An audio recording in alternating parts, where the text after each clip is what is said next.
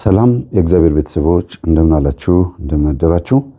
አሜን። የአምላካችን የጌታችን የመድኃኒታችን የኢየሱስ ክርስቶስ ስሙ ከአጽናፍ እስከ አጽናፍ ከፀሐይ መውጫ እስከ ፀሐይ መጥለቂያ በፍጥረት አንደበት ሁሉ የተመሰገነ ይሁን። እንደ እግዚአብሔር ፍቃድ ዛሬ ይዤላችሁ የመጣሁት የህይወት ገጠመኝ ክፍል 180ኛ። በክፍል 180ኛ የህይወት ገጠመኝ ያው በርዕሱ ላይ እንዳያችሁት እጅግ በጣም ብዙ ትምህርት የምንማርበት በጣም የተሸወድንባቸውና እናትና አባቶቻችን ለምን እንደሚያደርጉት እንኳን ሳያውቁ ቢያውቁትም እንኳን ተሸውደው እንደሚያደርጉት ማሳያ የሆነ በጣም ትልቅ ተሞክሮ ነው ይዤላችሁ የመጣሁት። ይህንን ገጠመኝ ከገጠመኞች መካከል መርጬ አስቀድሜ ዛሬ በማቅረቤ በጣም ደስተኛ ነኝ። ሰሞኑን ላይቭ ባለመግባቴ የዚህ ገጠመኝ ቤተሰቦች ካሁን መምህር ገጠመኛችንን ያወራዋል እያሉ ሲጠባበቁ የነበሩ የቅርብ ጊዜ ገጠመኝ ነው። ይህንን ገጠመኝ ቶሎ መልቀቅ አለብኝ ብዬ ስናገር ሰምተው ስለነበረ ላይቭ እየገባ አይደለም። በዛ ላይ ደግሞ ገጠመኝም ቶሎ እየለቀቅ አይደለም እና መምህር መቼ ነው የምትለቀው ብለው ቤተሰቦቹ የዚህ ገጠመኝ ባለቤቶች ራሳቸው በጉጉት እየጠበቁ እንደሆነ ስሰማ ባለችኝ ሰዓት ተቀርጬ አምጥቼዋለሁ። ምንም እንኳን ሰዓቱ አጭር ቢሆንም ደቂቃው አጭር ቢሆንም ግን ብዙ ግንዛቤ ታገኙበታላችሁ ብዬ ተስፋ አደርጋለሁ። መልካም ቆይታ። ጌታዬና አምላኬ መድኃኒቴ ኢየሱስ ክርስቶስ ሆይ ፍቅርህን ለእኔ ለማሳየት ያሳየህኝን ሕማም ሳስበው አመመኝ። እንግዲህ ይህ ገጠመኝ የሚጀምረው በሁለት እህቶች መካከል፣ እህት ስላችሁ በሁለት ሴቶች መካከል ነው። አንድ ሰፈር በሚኖሩ ሁለት ሴቶች ነው። ቤተክርስቲያን ሲሄዱም ሲመጡም በታክሲ ውስጥ አብረው እንደሚሄዱና እንደሚመጡ አንዱ አስተውላ ቤተ መቅደስ ውስጥም አይቼሻለሁ፣ ተሳልመን ስንወጣም አንድ ታክሲ ነው የምንሳፈረው፣ ስንወርድም አንድ ላይ ነው። ይሄ ነገር በዚህ ሳምንት ተደጋገመ፣ በይ እንተዋወቅ፣ ክርስቲያን መተዋወቅ አለበት ብለው እንደ ማንኛውም ሰው ተዋወቁ። ሲሄዱም ሲመጡም በር እያንኳኩ አንቺ ሰነፍ ተነሺ እንሂድ እየተባባሉ በዛው ነው ትውውቅ የተጀመረው። አንዷ ስትሰንፍ አንዷ ታበረታታለች እና ሁለቱም የመጡት ከክፍለ ሀገር ነው። አንዷ ከኦሮሚያ ክልል ጠይሟ፣ ቀይዋ ደግሞ በጣም ቀይ አፍንጮ ልበላት ደግሞ ከአማራ ክልል የመጣችው። ምንድነው ብሔሩን መጥቀስ ያስፈለገበት ምክንያት በኋላ ታሪኩ ላይ ተሰሙታላችሁ። ብሔሩን ግዴታ መጥቀስ ስላለብኝ ነው። ሁለቱም ግን ቤተክርስቲያን ሄደው እየተሳለሙ የሚመጡ መሆናቸው ደግሞ ይገርማል። የክፍለ ሀገር ሰዎች ብዙ ጊዜ ለሃይማኖታቸው ቅርብ ናቸው ይባላል። አዲስ አበባ ስንመጣ ወይም የሆነ ክፍለ ሀገር የሆነ ውጭ ሀገር ስንሄድ ነው የምንሰንፈው። አሁን ደግሞ ተገላቢጦሽ ሆኖ ውጭ ሀገር ያሉት የኢትዮጵያ ኦርቶዶክስ ተዋሕዶ ቤተክርስቲያንና የኤርትራ ኦርቶዶክስ ተዋሕዶ ቤተክርስቲያን እምነት ተከታዮች ወደ ውጭ ሀገር ሲሄዱ ለእግዚአብሔርም፣ ለዘመዶቻቸው፣ ለቤተሰብም ለአጠቃላይ ለሕይወት ያላቸው ፍቅር በጣም ለየት ያለ ነውና ሞር በብዛት እንዲያውም ስትሰደዱ እግዚአብሔርን የምታገኙት እስኪመስል ድረስ ለእግዚአብሔርን ለማግኘት ግዴታ መሰደድ አለብኝ የሚያስብል አይነት ሁኔታ እናይባቸዋለን። በጣም የሚገርም ነው። ደስ ይላል። በዚህ አጋጣሚ ግን ይህንን ታሪክ ማወራው እኔ ወደ አሁን ዛሬ ወዳለንበት ገጠመኝ ለመምጣት ወደኋላ 30 ዓመት ሄጄ ስለሆነ አሁን የነገርኳቸው ሁሉ ዛሬ 30 ዓመት የነበረ ታሪክ ነው። ሁለቱም ከክፍለ ሀገር የመጡ ሴቶች እናቶች ናቸው። ሁለቱም ቤተክርስቲያን ተሳላሚ ናቸው። ሁለቱም ደግሞ አዲስ ትዳርን የያዙት የሚገርማቸው እዛ ሰፈር ውስጥ እና ባሎቻቸው ስራ ሲሄዱ በራቸውን ዘጋግተው ወደ ቤተክርስቲያን ወይም ደግሞ ገበያም ሲሄዱ አንድ ላይ የሚሄዱት። ፍቅራቸው የሚገርም ነው። አንድም ቀን ተጣልተው አያውቁም። በዚህ አጋጣሚ ልመሰክር እችላለሁ። አንድም ቀን ተጣልተው አያውቁም። ይሄው 30 ድፍን ዓመት ሆኗቸዋል። በመካከላቸው ምንም አይነት ጸብ የለም። ግን ለምንድን ነው ያልተጣሉት የሚለው ነገር ደግሞ ስነግራችሁ ትገረማላችሁ። መጣላት አለባቸው የለባቸውም አይደለም፣ ያልተጣሉበት የተስማሙበትን ምክንያት ስታዩት ማለት ነው። እና ቤተክርስቲያን ሄደው ሲመለሱ አንድ ቀን እኔ እኮ አዲስ ሙሽራ ነኝ፣ ነይ እስቲ እቤት ልጋብዝሽ ትላት። ነችኛውን ትጠራታለች። እንዴ መቼ ነው ያገባሽው? በዚህ ወይ በአንድ ዓመት ውስጥ ነው የገባ ነው፣ የወራት ልዩነት እንጂ እኔም እንደዛው ነው፣ ነይ እኔም ጋር ላሳይሽ ብለው ሁለቱም ቤታቸው ቡና ተገባበዙ። ቡና እየጠጡ ማለት ነው የዛሬ 30 ዓመት። ከዛ ባልየው ሲመጣ ጎረቤቴ ነች ሰላም በላት ቤተክርስቲያን አግኝቻት ነው። እሷም ደግሞ ጎረቤቴ ነች ሰላም በላት ቤተክርስቲያን አግኝቻት ነው። ተዋወቁ እና በዚህ መካከል ግን መቼም የፈለገ ቤተክርስቲያን ተሳላሚ ብንሆንም እኛ ኦርቶዶክሳውያን እምነት ተከታዮች ወይም እናቶቻችን የፈለገ ቤተክርስቲያን የሚሳለሙ ቢሆንም ከጎን ግን ባዕድ ነገር አይጠፋም። መምህር ወደ ዋናው ገባ ነው ያላችሁት? አዎ ዋናው ትልቁ ትምህርት እዚህ ጋር ነው። ባዕድ ነገር አይጠፋም ማለት ወይ ቤት ውስጥ አቴት የጨሌ አለ፣ ወይ ደብተራ ጋር የመሄድ ልማድ አለ፣ ወይ ደግሞ ሲታመሙብን እንደው መፍትሄ ፍለጋ ጠንቋይ ቤት የመሄድ ነገር አለ። ቤት ውስጥ መካደምም አለ፣ ቡና ፍልቶ መለማመንም አለ። ኦርቶዶክሳውያን ይሄ ኮተት አያጣንም። የሚገርማችሁ የፈለገ ማተብ ያሰረ ክር ያሰረ የፈለገ እንደው የቄስ ዘር ነኝ ብሎ የሚያስብ ቢሆንም በህይወት ዘመኑ ወይ በዛኛው በኮኮ ቆጠራ በደብተራው በኩል ወይ ደግሞ በባዕድ አምልኮ በዚህ በጨሌው በአቴቴው በምናምን በኩል የሆነ ኮተት አያጣንም። እናንተ በጣም የሚገርም ነው። እንዲያውም በፊት 90% ኦርቶዶክሳውያን እንዲህ አይነት ችግር ያለበት ነው ብዬ እየደመደምኩ ነው የመጣሁት። ፐርሰንቱን ጨምሬዋለሁ 95% እያልኩኝ 100% ድል ትንሽ ነው የቀረኝ። እንደው ዛሬማ በጣም የገረመኝ አንድ የምትወዷቸው ታዋቂ ሰባኪ ብቻ ሳይሆን ትልቅ አባት ናቸው የምትሏቸው ህዝብ የሚወዳቸው አባት እናታቸው በአዳም ዛር የሚያመልኩ ጨሌ የሚያመልኩ የነበሩ መሆናቸውን ታሪካቸውን ስሰማ እንዴት ነው እንደዚህ መሆኑን እያወቁ ለምንድን ነው የሚቃወሙን? ያውም በጨሌ በሚመለክበት ቡና ካልጠጡ ራሳቸው የማይረጋጉ እናት ያሳደጓቸው አባት ሆነው እንዴት ነው እኛን በዚህ ልክ እንደዚህ ይሄን ትምህርት የሚቃወሙት? ያደጉበትን ቤተሰብና ማህበረሰብ እያወቁ ብዬ በጣም የተገረምኩት። አስቡት እንግዲህ በሰባኪ በመምህራን ደረጃ በትልቅ አባቶች ደረጃ ጨሌ የሚያመልኩ እናቶችና አባቶች ያሳደጓቸው መሆናቸውን እያወቁ ይህን ትምህርት ሲቃወሙ እኛ እየተቃወም ነው ማገዝ ሲገባቸው ከኛ ጋር መተባበር ሲገባቸው ማለት ነው። እና እስቲ ወደ ዋናው ታሪክ ልምጣ። ይሄን እንዳነሳ ያደረገኝ ምንድነው አብዛኛው የኢትዮጵያ ሕዝብ በዚህ ነገር ላይ የተነካረበት ነው። በተለይ ኦርቶዶክሳዊ እምነት ተከታዮች።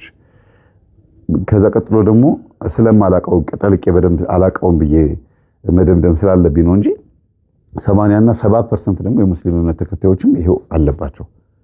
የጨሌ ያመልካሉ። የመስጊዶቻቸው ጀርባ በዛ አካባቢ ላይ አውሊያ ተወከል አብዱልቃድር እነዚህ አይነት መንፈሶችን በመንዙማ በምናምን በጫት በምናምን በዱዓ አድርገው መንፈስን በደንብ ነው የሚያመልኩት። ይሄንን እርግጠኛ ሆኜ እንድናገር የሚያደርገኝ ምንድነው ከማየው አንጻር ነው፣ ከሚለፈልፈው አንጻር ነው። መንፈሱ ጸበል ቦታ ላይ የእስላም ዛር ነኝ እያለ ስሞቻቸውን እየደረደረ ይጠራል፣ ይለፈልፋል። ኢቭን እነሱ ራሱ አስደግመው የሚቀብሩት መተት አይፈታም እየተባለ ሁሉ እስላም የቀበረው መተት ወይም እስላም ያስደገመው ድግምት አይፈታም ይላሉ። የኔ ኢየሱስ ነው የኔ ክርስቶስ ነው ይሄን መተት የማይፈታው። የሚገርመው ነገር ይሄን የሚናገሩት ሰዎች ራሳቸው ድግምተኞች ስለሆኑ ደብተራ ጋር ሲሄዱ ደብተራው የነሱን ድግምትን ያልፈታም ስለሚል ነው እንደዚህ የሚሉት። እና ጸበል ነው የማይፈታው የእስላምን መተት። ሻም ብሶኝ እያለ እየለፈለፈ አብዱልቃድር ነኝ ተወከል ነኝ እያለ ጸበል ቦታ እየለፈለፈ እኔ እስላም ዛር ነኝ ወየባት ነው እንዲያርጌባት ነው እያለ እየለፈለፈ አይፈታም ሲሉ አይገርማችሁም? ስለዚህ የእስላም መተት አይፈታም የሚሉት ማን ናቸው? ሾህን በሾህ የሚያስደግሙ ሰዎች ናቸው። ወይም ደግሞ መተትን ድግምትን በድግምት ለማስፈተት የሚፈልጉ ሰዎች ናቸው እንደዚህ የሚሉት። ወደዚህ ታሪክ ስመጣ አሁንም ድጋሚ እነዚህ ሁለት ሴቶች በጎን ጠንቋይ ቤት መሄድም እንደለመዱ ቀስ ብሎ ተግባቡ። በምንድን ነው አግብተው ልጅ ወለዱ። ሁለቱም በተመሳሳይ ወራት ወለዱ። ሁለቱም እርጉዝ ሆነው ቡና ይጠጣሉ። እርጉዝ ሆነው ጤና ጣቢያ ሄደው ክትትል ያደርጋሉ። ሁለቱም እርጉዝ ሆነው አመጋገባቸው ተመሳሳይ ነው። የሁለት ወር ልዩነት ነው። ይችኛው ከወለደች ከሁለት ወር በኋላ ነው ያችኛው የወለደችው። እና አዲስ ሙሽራ ስለሆኑ ቅርብ ጊዜ ነው ሁሉ ነገር የሚፈጸመው። የሚያደርጉት ነገር በሙሉ ተመሳሳይ ነገር ነው። ኢቭን ከወለዱ በኋላ የዚችኛዋ ልጅ ልብስ ለዚችኛዋ ነው የሆነው። አጠቃላይ የሼር ነው ሁሉ ነገራቸው። እና ደግሞ ሁለቱም ቆንጆዎች ናቸው። የጠይምና የቀይ ቆንጆዎች ናቸውና ሰፈር ውስጥ በቃ መቼም ቢሆን የማይለያዩ መሆናቸውን በደንብ የታወቀው 5 ዓመት ሲሞላቸው ነው። የዛሬ 30 ዓመት ጀምሮ 5 ዓመት ሲሞላቸው በቃ ማንም እንደማይለያቸው በሐሜትም እንደማይለዩ የትም ቦታ ሲሄዱ ወደ ሞትም ሲሄዱ አብረው እንደሚሄዱ ነው የታወቀው። እንደዚህ እንድል ያስገደደኝ ምንድነው ያለ ሰፈሯ መጣ ለጓደኛዋ አገዛ ስትጣላ ከጎረቤት ጋር አዩ። ይችኛውም ደግሞ ባለቤቷ ትንሽ ጸብ ነበረ ከባለቤቷ ጋር ትንሽ ግጭት ነበርና ሄዳ ባለቤቷን እረፍ፣ እንደዚህ አታድርግ፣ እኔ ቢያንስ ትንሽ መብቴን ማቅሰው ነኝ፣ ለሴቶች መብት የምቆረቆር ሰው ነኝ አለች። በነገራችን ላይ በጣም ጎበዝ ናት። የሴቶችን ጥቃት መቃወም ብቻ ሳይሆን ሄዳ የምትከስ ናት። የገዛ ባሏን የገዛ አባቷን የከሰሰች ነች። የገዛ እናቷን የከሰሰች ሰው ናት። ቀዩዋ ከአማራ ክልል የመጣችው ልጅ የሴቶች ጥቃት ብቻ አይደለም፣ በአጠቃላይ ተገዶ መደፈር የሚባለውን ግርዛት የሚባለውን ጎጂ ልማዳዊ ድርጊት የሚባለውን ቡዳ ምንድነው ብዬ ያስተማርኩት የዛሬ 5 ዓመት ያስተማርኩት ትምህርት ታስታውሳላችሁ አይደል? ቡዳ ምንድነው ክፍል 1 እና ክፍል 2 ብላችሁ ስትገቡ ታገኙታላችሁ። በተለይ ክፍል 2 ላይ ጎጂ ልማዳዊ ድርጊትና የሴቶች ግርዛት እንዲሁም ደግሞ አጠቃላይ ይሄን ጥል ማስቧጠጥ ምናምን ብቻ ይሄን የባዕድ አምልኮ ከመናፍስቱ አሰራር ጋር ይሄንን ልማዳዊ ድርጊት አስተምሬበታለሁ። ይሄን የምትቃወም ሰው ናት። ግን የፈለገ ይሄን የምትቃወም ብትሆንም በአቋራጭ ደግሞ ደብተራ ጋር ጠንቋይ ጋር የምትሄድ ሰው ነች። ባሏ ጋር ሄዳ ይቺ ጓደኛዋ ከኦሮሚያ ክልል የመጣችው ሴት ባሏ ጋር ሄዳ ባሏን ያሳሰረች ሰው ናት።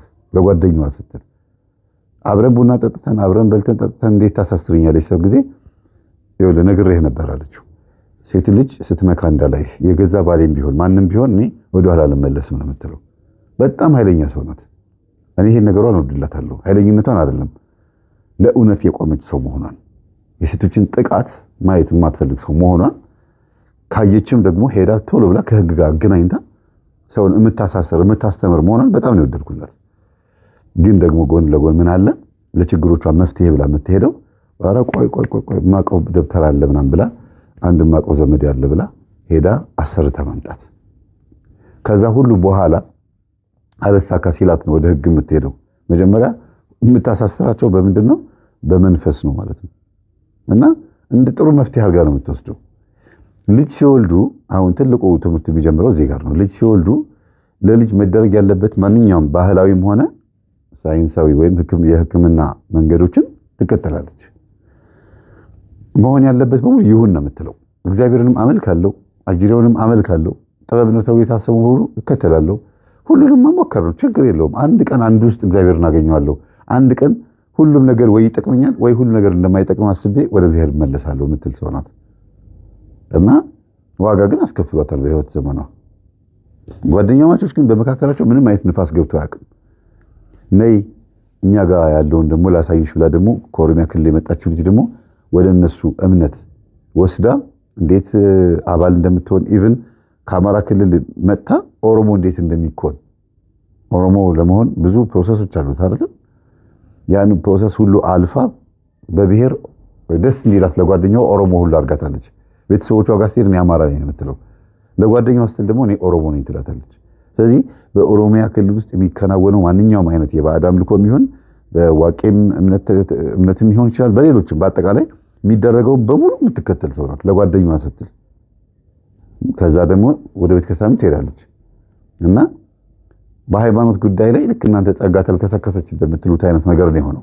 ምንድነው እንደዚህ እንዲል ያስገደደኝ? ከኦሮሚያ ክልል የመጣችው ልጅ እልም ካለ ገጠር ውስጥ የመጣች ስለነበረች እና ኦርቶዶክስ እምነትን በደንብ ስለማታውቀው እንጂ ታውቃለች። ነጭ ለብሰው ሲሄዱ ግን ጭራሽ ሃይማኖት ውስጥ አልነበረችም። ካገባች በኋላ ነው ባሏ በደንብ አድርጎ ሃይማኖትን ያሳወቃት። እንደዛም ሆኖ ግን ይጠጣል፣ ትንሽ ጠጭ ስለሆነ ይደበድባታል። በዚህ ምክንያት ነው ባሏን ያሳሰረችባት። ከዛ ደግሞ ራሷ ሄዳ ደግሞ ታስፈተዋለች። ድጋሚ ሚስትን አትመታትም፣ እንደዚህ አታረጋትም፣ አትረብሻትም። ገንዘብ አስቤዛ በሰዓቱ ትሰጣታል፣ ላስፈታህ ትለዋለች። ጭራሽ የምታስፈችኝ ማንቺ ሆነሽ ይላታል። አዎ እኔው ራሴ ነኝ። ከዛ እሺ አስፈችኝ፣ ችግር የለውም በቃ። ከተፈታ በኋላ የእውነት እንዳይታሰር ፈርቶ አይደለም፣ ጀግንነቷን አድንቆላት አቅፋት አመሰግናለሁ ብሎ ድጋሚ መጠጥ አልጠጣም ብሎ ገብቶ ከሳምንት በኋላ ጠጥቶ መጥቶ ደግሞ ይደበድባታል። ከዛ ነገሩን ዝም ብሎ ሲያዩት ጠጥቶ ነው እንጂ የሚማታው፣ ጠዋት ሲነሳ ግን እግሯ ስር ወድቆ የሚለምናት ሰው ነው። እና ለጓደኛሽ አትንገሪብኝ ታሳስረኛለች፣ ከምን አይነቷ ነበር ጋር ነው የተገናኘሽው? እና እኔ በቃ አንቺ ከሷ ጋር ልትለያይ ስለማትቺ ወይ እኔ አንቺ ልፍታሽና እንለያይ ብሎ ሲላት፣ በሰው ሀገር መጥቼ በማላውቀው ሀገር መጥቼ እንዴት ነው የምትጥለኝ የምትሄደው? ልጅ ወልጄ እባክህን ጓደኛዬንም በቃ ታዩ እላታለሁ፣ እኔ ወጣዋለሁ እላታለሁ፣ አንተም ጥለኛ አትሂድ ብላ ከባሏ ጋር ደግሞ እንደገና ይለቃቀሳሉ። ግን ጓደኛዋን መታ ምንድን የምትላት አየሽ አስከበርሽኝ፣ ባለቤቴም በአንቺ ምክንያት ሊፈታኝ ሲል ተው በቃ ችግር የለውም እኔ አስተካክለዋለሁ ብዬ አስተካከልኩት የምትላት እንጂ በቃ እንለያይ እኔና አንቺ ትዳሬም ልታፋችኝ ምናምን አትላትም። ይችኛዋ እዚችኛዋ ላይ መተት አርጋባት አታውቅም። ይችኛዋም እዚችኛዋ ላይ መተት አርጋባት አታውቅም። መተት እርስ በርስ አይደራረጉም። ግን ከመተት በማይተናነስ መልኩ ቡዳ መንፈስ እርስ በርስ እንዲተያዩ ያደርጋቸዋል። በምን ይችኛዋ የገዛችውን ቴሌቪዥን፣ የገዛችውን ቴፕ፣ የገዛችውን የቤት ዕቃ ይችኛዋም ገዝተዋለች። ወይኔ ሲያምር ይሄን ነገር ባለቤቴን ግዛ አለዋለሁ። አዎ ግዛ በይው ትላታለች። ይችኛዋም ደግሞ ይሄ ነገር ገዝተሽ መቼ ገዝተሽ ነው? ትናንትና ይዞልኝ መጣ ግዛልኝ በይው። ቤታቸው ያለው ዕቃ አንድ አይነት ነው፣ ተመሳሳይ ነው። አለባበሳቸውም ሁሉ ነገራቸውም ተመሳሳይ ነው። በቡዳ በዛር ቡዳ ተበላልተዋል ማለት ነው። እርስ በርስ ጉርብትናቸው በጣም ጠብቆ በመናፍስትም ተሳስረዋል። በእግዚአብሔር ቤት ተሳሰሩ ጥሩ ነበር። መጀመሪያም እንዲያውም የተገናኙት እግዚአብሔር ቤት ነበር። ግን ልማዳዊ ድርጊት አይለቅምና ልክስክስ ውሻ ከአፉ ሊጥ ከወገቡ ፍልጥ አይጠፋም እንደሚሉት አባቶቻችን ሲመጡ ከእናትና ከአባቶቻቸውን የለመዱትን ያ ወደ ባዕድ አምልኮ የሚልከሰከሱበትን የሚያመነዝሩበት ማመንዘር ሲባል በዝሙት ብቻ አይደለም፣ በባዕድ አምልኮ ማመንዘር አለ። ማመንዘር ማለት ከአምላክ ሌላ ከእግዚአብሔር ሌላ ማምለክ ማለት ነው። አንድ ብር ተዘርዝሮ 10 ሳንቲሞች ይወጡታል። 100 ብር 10 ብሮች ይወጡታል። ያ ተዘረዘረ ይባላል። ማመንዘር ማለት ልብን መከፋፈል፣ ለዛም ጣዖት፣ ለዛም ባዕድ አምልኮ ልብን መከፋፈል ማለት ነው ማመንዘር ማለት። ለዝሙትም እንደዛ ነው። አንድ ባል ከሚስቱ ውጪ ብዙ ሴቶች ጋር የሚሄድ ከሆነ አመነዘረ፣ ሴሰነ፣ ገለሞተ፣ ዝሙት ፈጸመ ይባላል አይደል? እና በቃ በልባቸው ውስጥ ያለው መንፈስ የሚያስደርጋቸው ነገር ምንድነው? የሼር ነው የሚያደርገው። ሁለቱንም እኩል ነው የያዛቸው ማለት ነው። እና ይመስለኛል ከሌላ ብሔር ስለመጡ ይችኛዋ የዛችኛዋን አማልክቶች ማወቅ ትፈልጋለች። ይችኛዋ ደግሞ የዚችኛዋን አማልክቶች። እልም ካለ ገጠር ውስጥ የመጡ ሰዎች ብዙ ጊዜ በዓለም ላይ ትልቁ አገርና ዓለም የሚመስላቸው ያደጉበት መንደር ነበረ። ማንኛውም ሰው እንደዚህ ነው አይደለም? ከገጠር የመጡ ሴቶች ብዙ ጊዜ እኔ እኮ በቃ ከሀገሬ ውጭ ሌላ ቦታ አገር ያለ አይመስለኝም ነበር፣ ለካ በጣም ሰፊ ናት ኢትዮጵያ ይላሉ። አንደኛ ከሀገራቸው ወደ አዲስ አበባ ሲመጡ ብዙ እርሻና ብዙ በረሃ ብዙ ተጋራ ሸንተረር አቋርጠው ሲመጡ ይሄ ሁሉ ኢትዮጵያ ነው ይላሉ። እንደገና ሁለተኛ ደግሞ አዲስ አበባ መጥተው ሌላም ሀገር አረብ ሀገርም ሲሄዱ ምንም ሲሄዱ ዓለምን ሲያዩት አንድ ትንሽ መንደር ውስጥ ታፍነው ይኖሩ እንደነበረ ይረዳሉ። ስለዚህ ሲወጡ ሁሉ ነገር ለመያዝ ሃይማኖትም ለመቀየር ቅርብ ናቸው። በቃ የተሳሳተ አመለካከት እንደነበሩ ሁሉ ለማሰብ ይሞክራሉ። አንዳንዶቹ ደግሞ ጎበዝ ናቸው። አይ የቀደመችዋን የራሴን እናት አባቴን እምነት ነው የሚይዘው ብለው እምነታቸውን ይዘው ግን አለባበስ ላይ አነጋገር ላይ ብቻ ዘመናዊ ለመሆን ጥረት የሚያደርጉ ደግሞ አሉ። እነዚህ ሴቶች ግን በአነጋገርም በአለባበስም በቴሌቪዥንም በፕሮግራምም በዘፈኑ በስክስታውም በጭፈራውም በሁሉ ነገር አንድ ሆነዋል። አንድ ነው የሆኑት። ኢቭን ከነሱ ሰፈር ጀርባ አንድ የፕሮቴስታንት ቸርች ነበረ።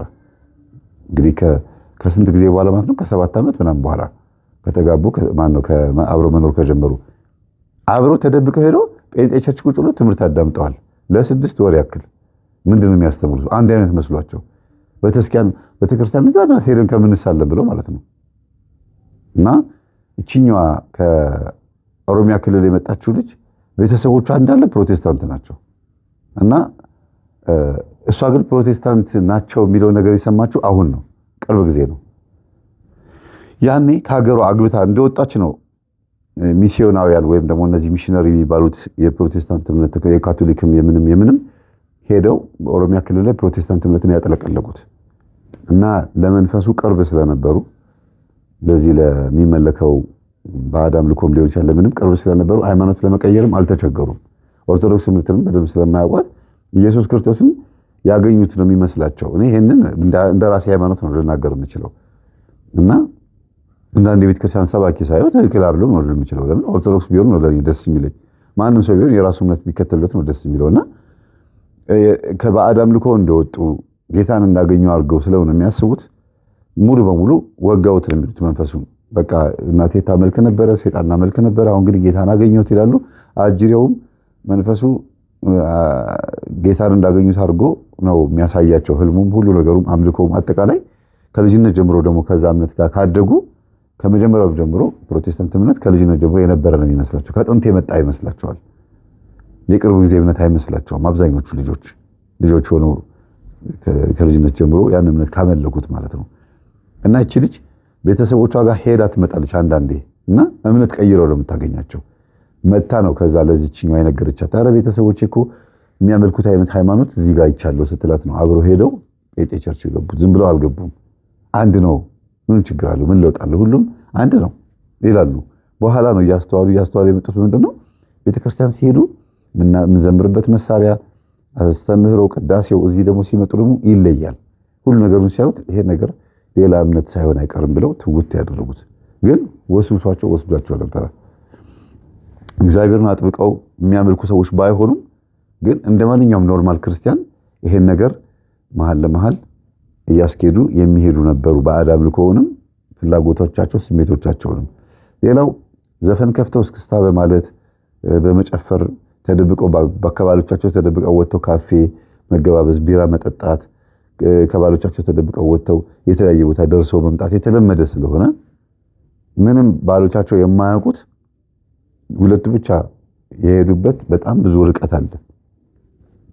አሁን ግን ልጆቻቸው ወደሚለውን መጣ። ዋናው ገጠመኝ እሱ ስለሆነ ልጆቻቸው አደጉ።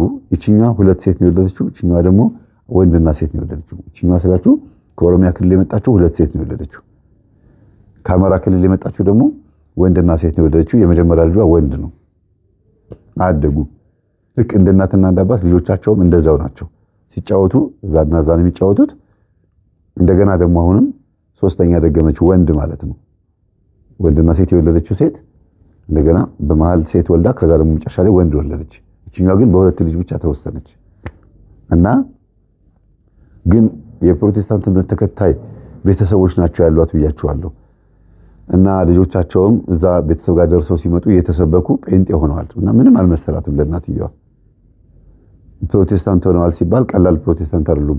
መጽሐፍ ቅዱስ በደንብ አድርገው የሚያጠኑ መተው እዚህ የሚከራከሩ ሰንበት ተማሪዎች ጋር ችግር የሚፈጥሩ እንዲያውም ወንጌሉ ለማስፋፋት ጎረቤት ሰፈር ሁሉ የሚረብሹ ልጆች ሆኑ። በዚህ መካከል እነዚህ ልጆች የሆነ ለየት ያለ ነገር አለባቸው፣ ፕሮቴስታንቶቹ ማለት ነው። ሁለቱ እህትማማቾች አንደኛ ሃይማኖቱ፣ ሁለተኛ ነገር ደግሞ ለሰፈራቸው ሰው ያላቸው ንቀትና አመለካከት ነው። ንቀት ስላችሁ ምንድነው?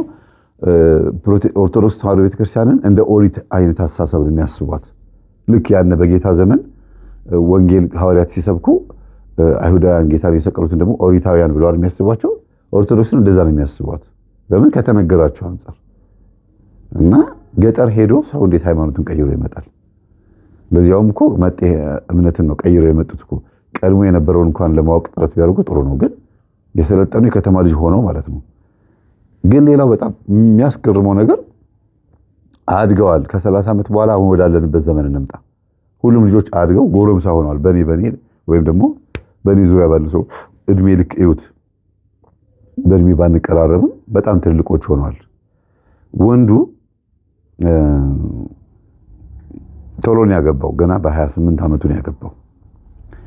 አግብቶ ግን ትዳሩ ላይ በጣም ከባድ ችግር አለ። አንደኛ ሚስቱ ከእናቷ ማነው ከሱ እናት ጋር በጣም አታች ናት። በጣም የተቀራረበች ናት። እና ልጅ ይሄን አይወድም፣ ይሄን አርጊለት፣ ይሄ እንደዚህ መልበስ እና ማዘርዬ ልጆት የማይወደውን ነገርና የሚወደውን ብቻ ነው እያሳዩኝ ያሉት። እኔስ ለኔ አያስቡልኝም እንዴ ነው የምትላቸው። አይ ምን ሴት አንቺ ምን ትሆኛለሽ? እኛ እንደዚህ ነው ማድረግ ያለብን እያሉ በተደጋጋሚ ለልጃቸው እያደሉ እሷን ይጎዷት ነበር። ይሄ ነው ብሎ መናገር ሊከብድ ይችላል። እናንተ ዘርዝሩት እስቲ። ልጅ ይሄን አይወድም እያሉ እናቶች፣ በተለይ የወንድ ልጅ እናት ማለት ነው፣ የልጃቸውን ሚስት ምን እንደሚያደርጓት በምን እንደሚጎዷት መጻፍ ትችላላችሁ። ግን እኔ እዚህ ጋር በቤት ውስጥ የሆነ እንግዲህ ውጤቱ ሊታይ ነው። እንደዚህ ሲሏት ብን ብላ ትጠፋለች። አንድ ልጅ ወልዳለት ጠፋች። ቤተሰቦቿ ጋር ገባች። ሽማግሌ ቢላክ ምን ቢላክ እኔ እባክሽን ይቅርታ አድርጊልኝ በቃ ማለት በፍጹም ልጆት አግብቷል አይደል? አዎ ተከራይቶ ወደ ውጭ ካልወጣ በፍጹም ከልጆት ጋር መኖር አልችልም ያለችው። ለምን? እዛው ግቢ ነው የሚኖረው። እና ሲገቡ ሲወጡ የሚለብሱት በአጠቃላይ ህፃኑንም ፀሐይ ሳስሞቀው አራሶኝም ሁሉን ነገር ሴትዮዋ አጠገቤ ስለሆነች ሁሉ ነገር ከጓደኞቻቸው ጋር እየተመካከሩ ሁሉ ከኦሮሚያ ክልል የመጡት ጓደኛቸው ማለት ነው እየተነጋገሩ ለህፃኑ መደረግ ያለበትን በሙሉ ያደርጋሉ።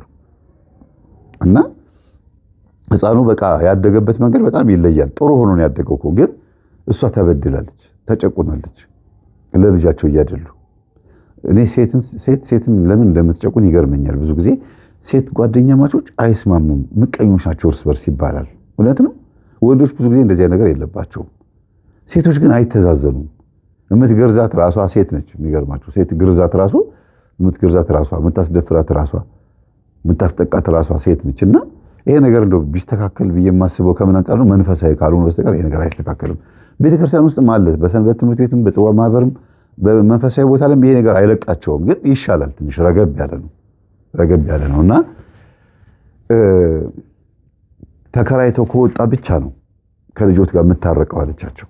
እሱ ግን መጥቶ አንድ ቀን ነይ እስቲ እባክሽን በቃ ይቅርታ አድርጊልኝ ምናምን ብሎ ጠይቋት አያውቅም። በእናቱ ነው የሚመራው፣ እናቱ ናቸውና የሆነውስ ሆናሉ። እናትየው የማን እናት? የሚስቱ እናት። እሱ መጥቶ ለምንድነው ነይ የማይላት? ለምንድነው ይቅርታ የማይላት? ለምንድነው የማይታረቀው? ልጄ እኮ ከእሷ ጋር ጸበኛ አይደሉም፣ ከኔ ጋር ነው ጸበኛ የሆነችው። እኔም አኩርፋር ልጄ የመጣችው እሱ ለምን ይመጣል? አይ የተጣሉት እርሶና ልጄ እንግዲህ ሚስቱና እናትየው ናቸው የተጣሉት።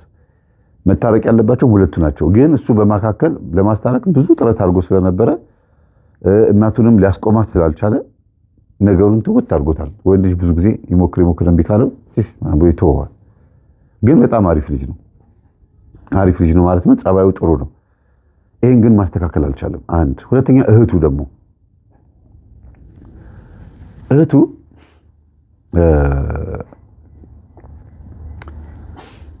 አግብታ ሁለት ጊዜ ነው የፈታችው። ሁለት ጊዜ አግብታ ፈታች ማለት ከመጀመሪያ ወንድ ሁለት ወልዳለች። እንደገና ደግሞ ችግር የለውም ብሎ እኔ ልጆቹን አሳድጋለሁ ስትል እናትየው ሌላ ወንድ መጥቶ ደግሞ አገባትና አንድ ጊዜ ደግሞ ወለደች። እሱንም ፈታችሁ። አሁን 3 ልጆቿን ከእናቷ ጋር ቁጭ ብላ ነው የምታሳድገው። ተመልከቱ እንግዲህ ትዳር ላይ እንዴት እንደሚያስቸግር። እንዴ እናትና ሁለቱ ጓደኛማቾች የጥንቶቹ የነበሩት ትዳራቸው ላይ የነበራቸው ሁኔታ አስቡት። ጠንቋይ ቤት ሲሄዱ ባሎቻቸውን ሲገስጹ በቃ ይሄ መደረግ ያለበትን ማንኛውም ነገር የመሰላቸውን ሲያረጉ ነው የቆዩት። ግን ሳይጣሉ ተስማምቶ ነው የቆዩት። ልጆቻቸው ላይ ግን ሰላም የለም፣ ስምምነት የለም። ለምን? እነዛ ተስማምቶ የነበሩት በምንድነው? በኃጢአትና በባዕድ አምልኮ ነው ተስማምቶ የነበሩት። ሁለቱም የዛር አምላኪ ቤተሰብ ልጆች ስለነበሩ ነው።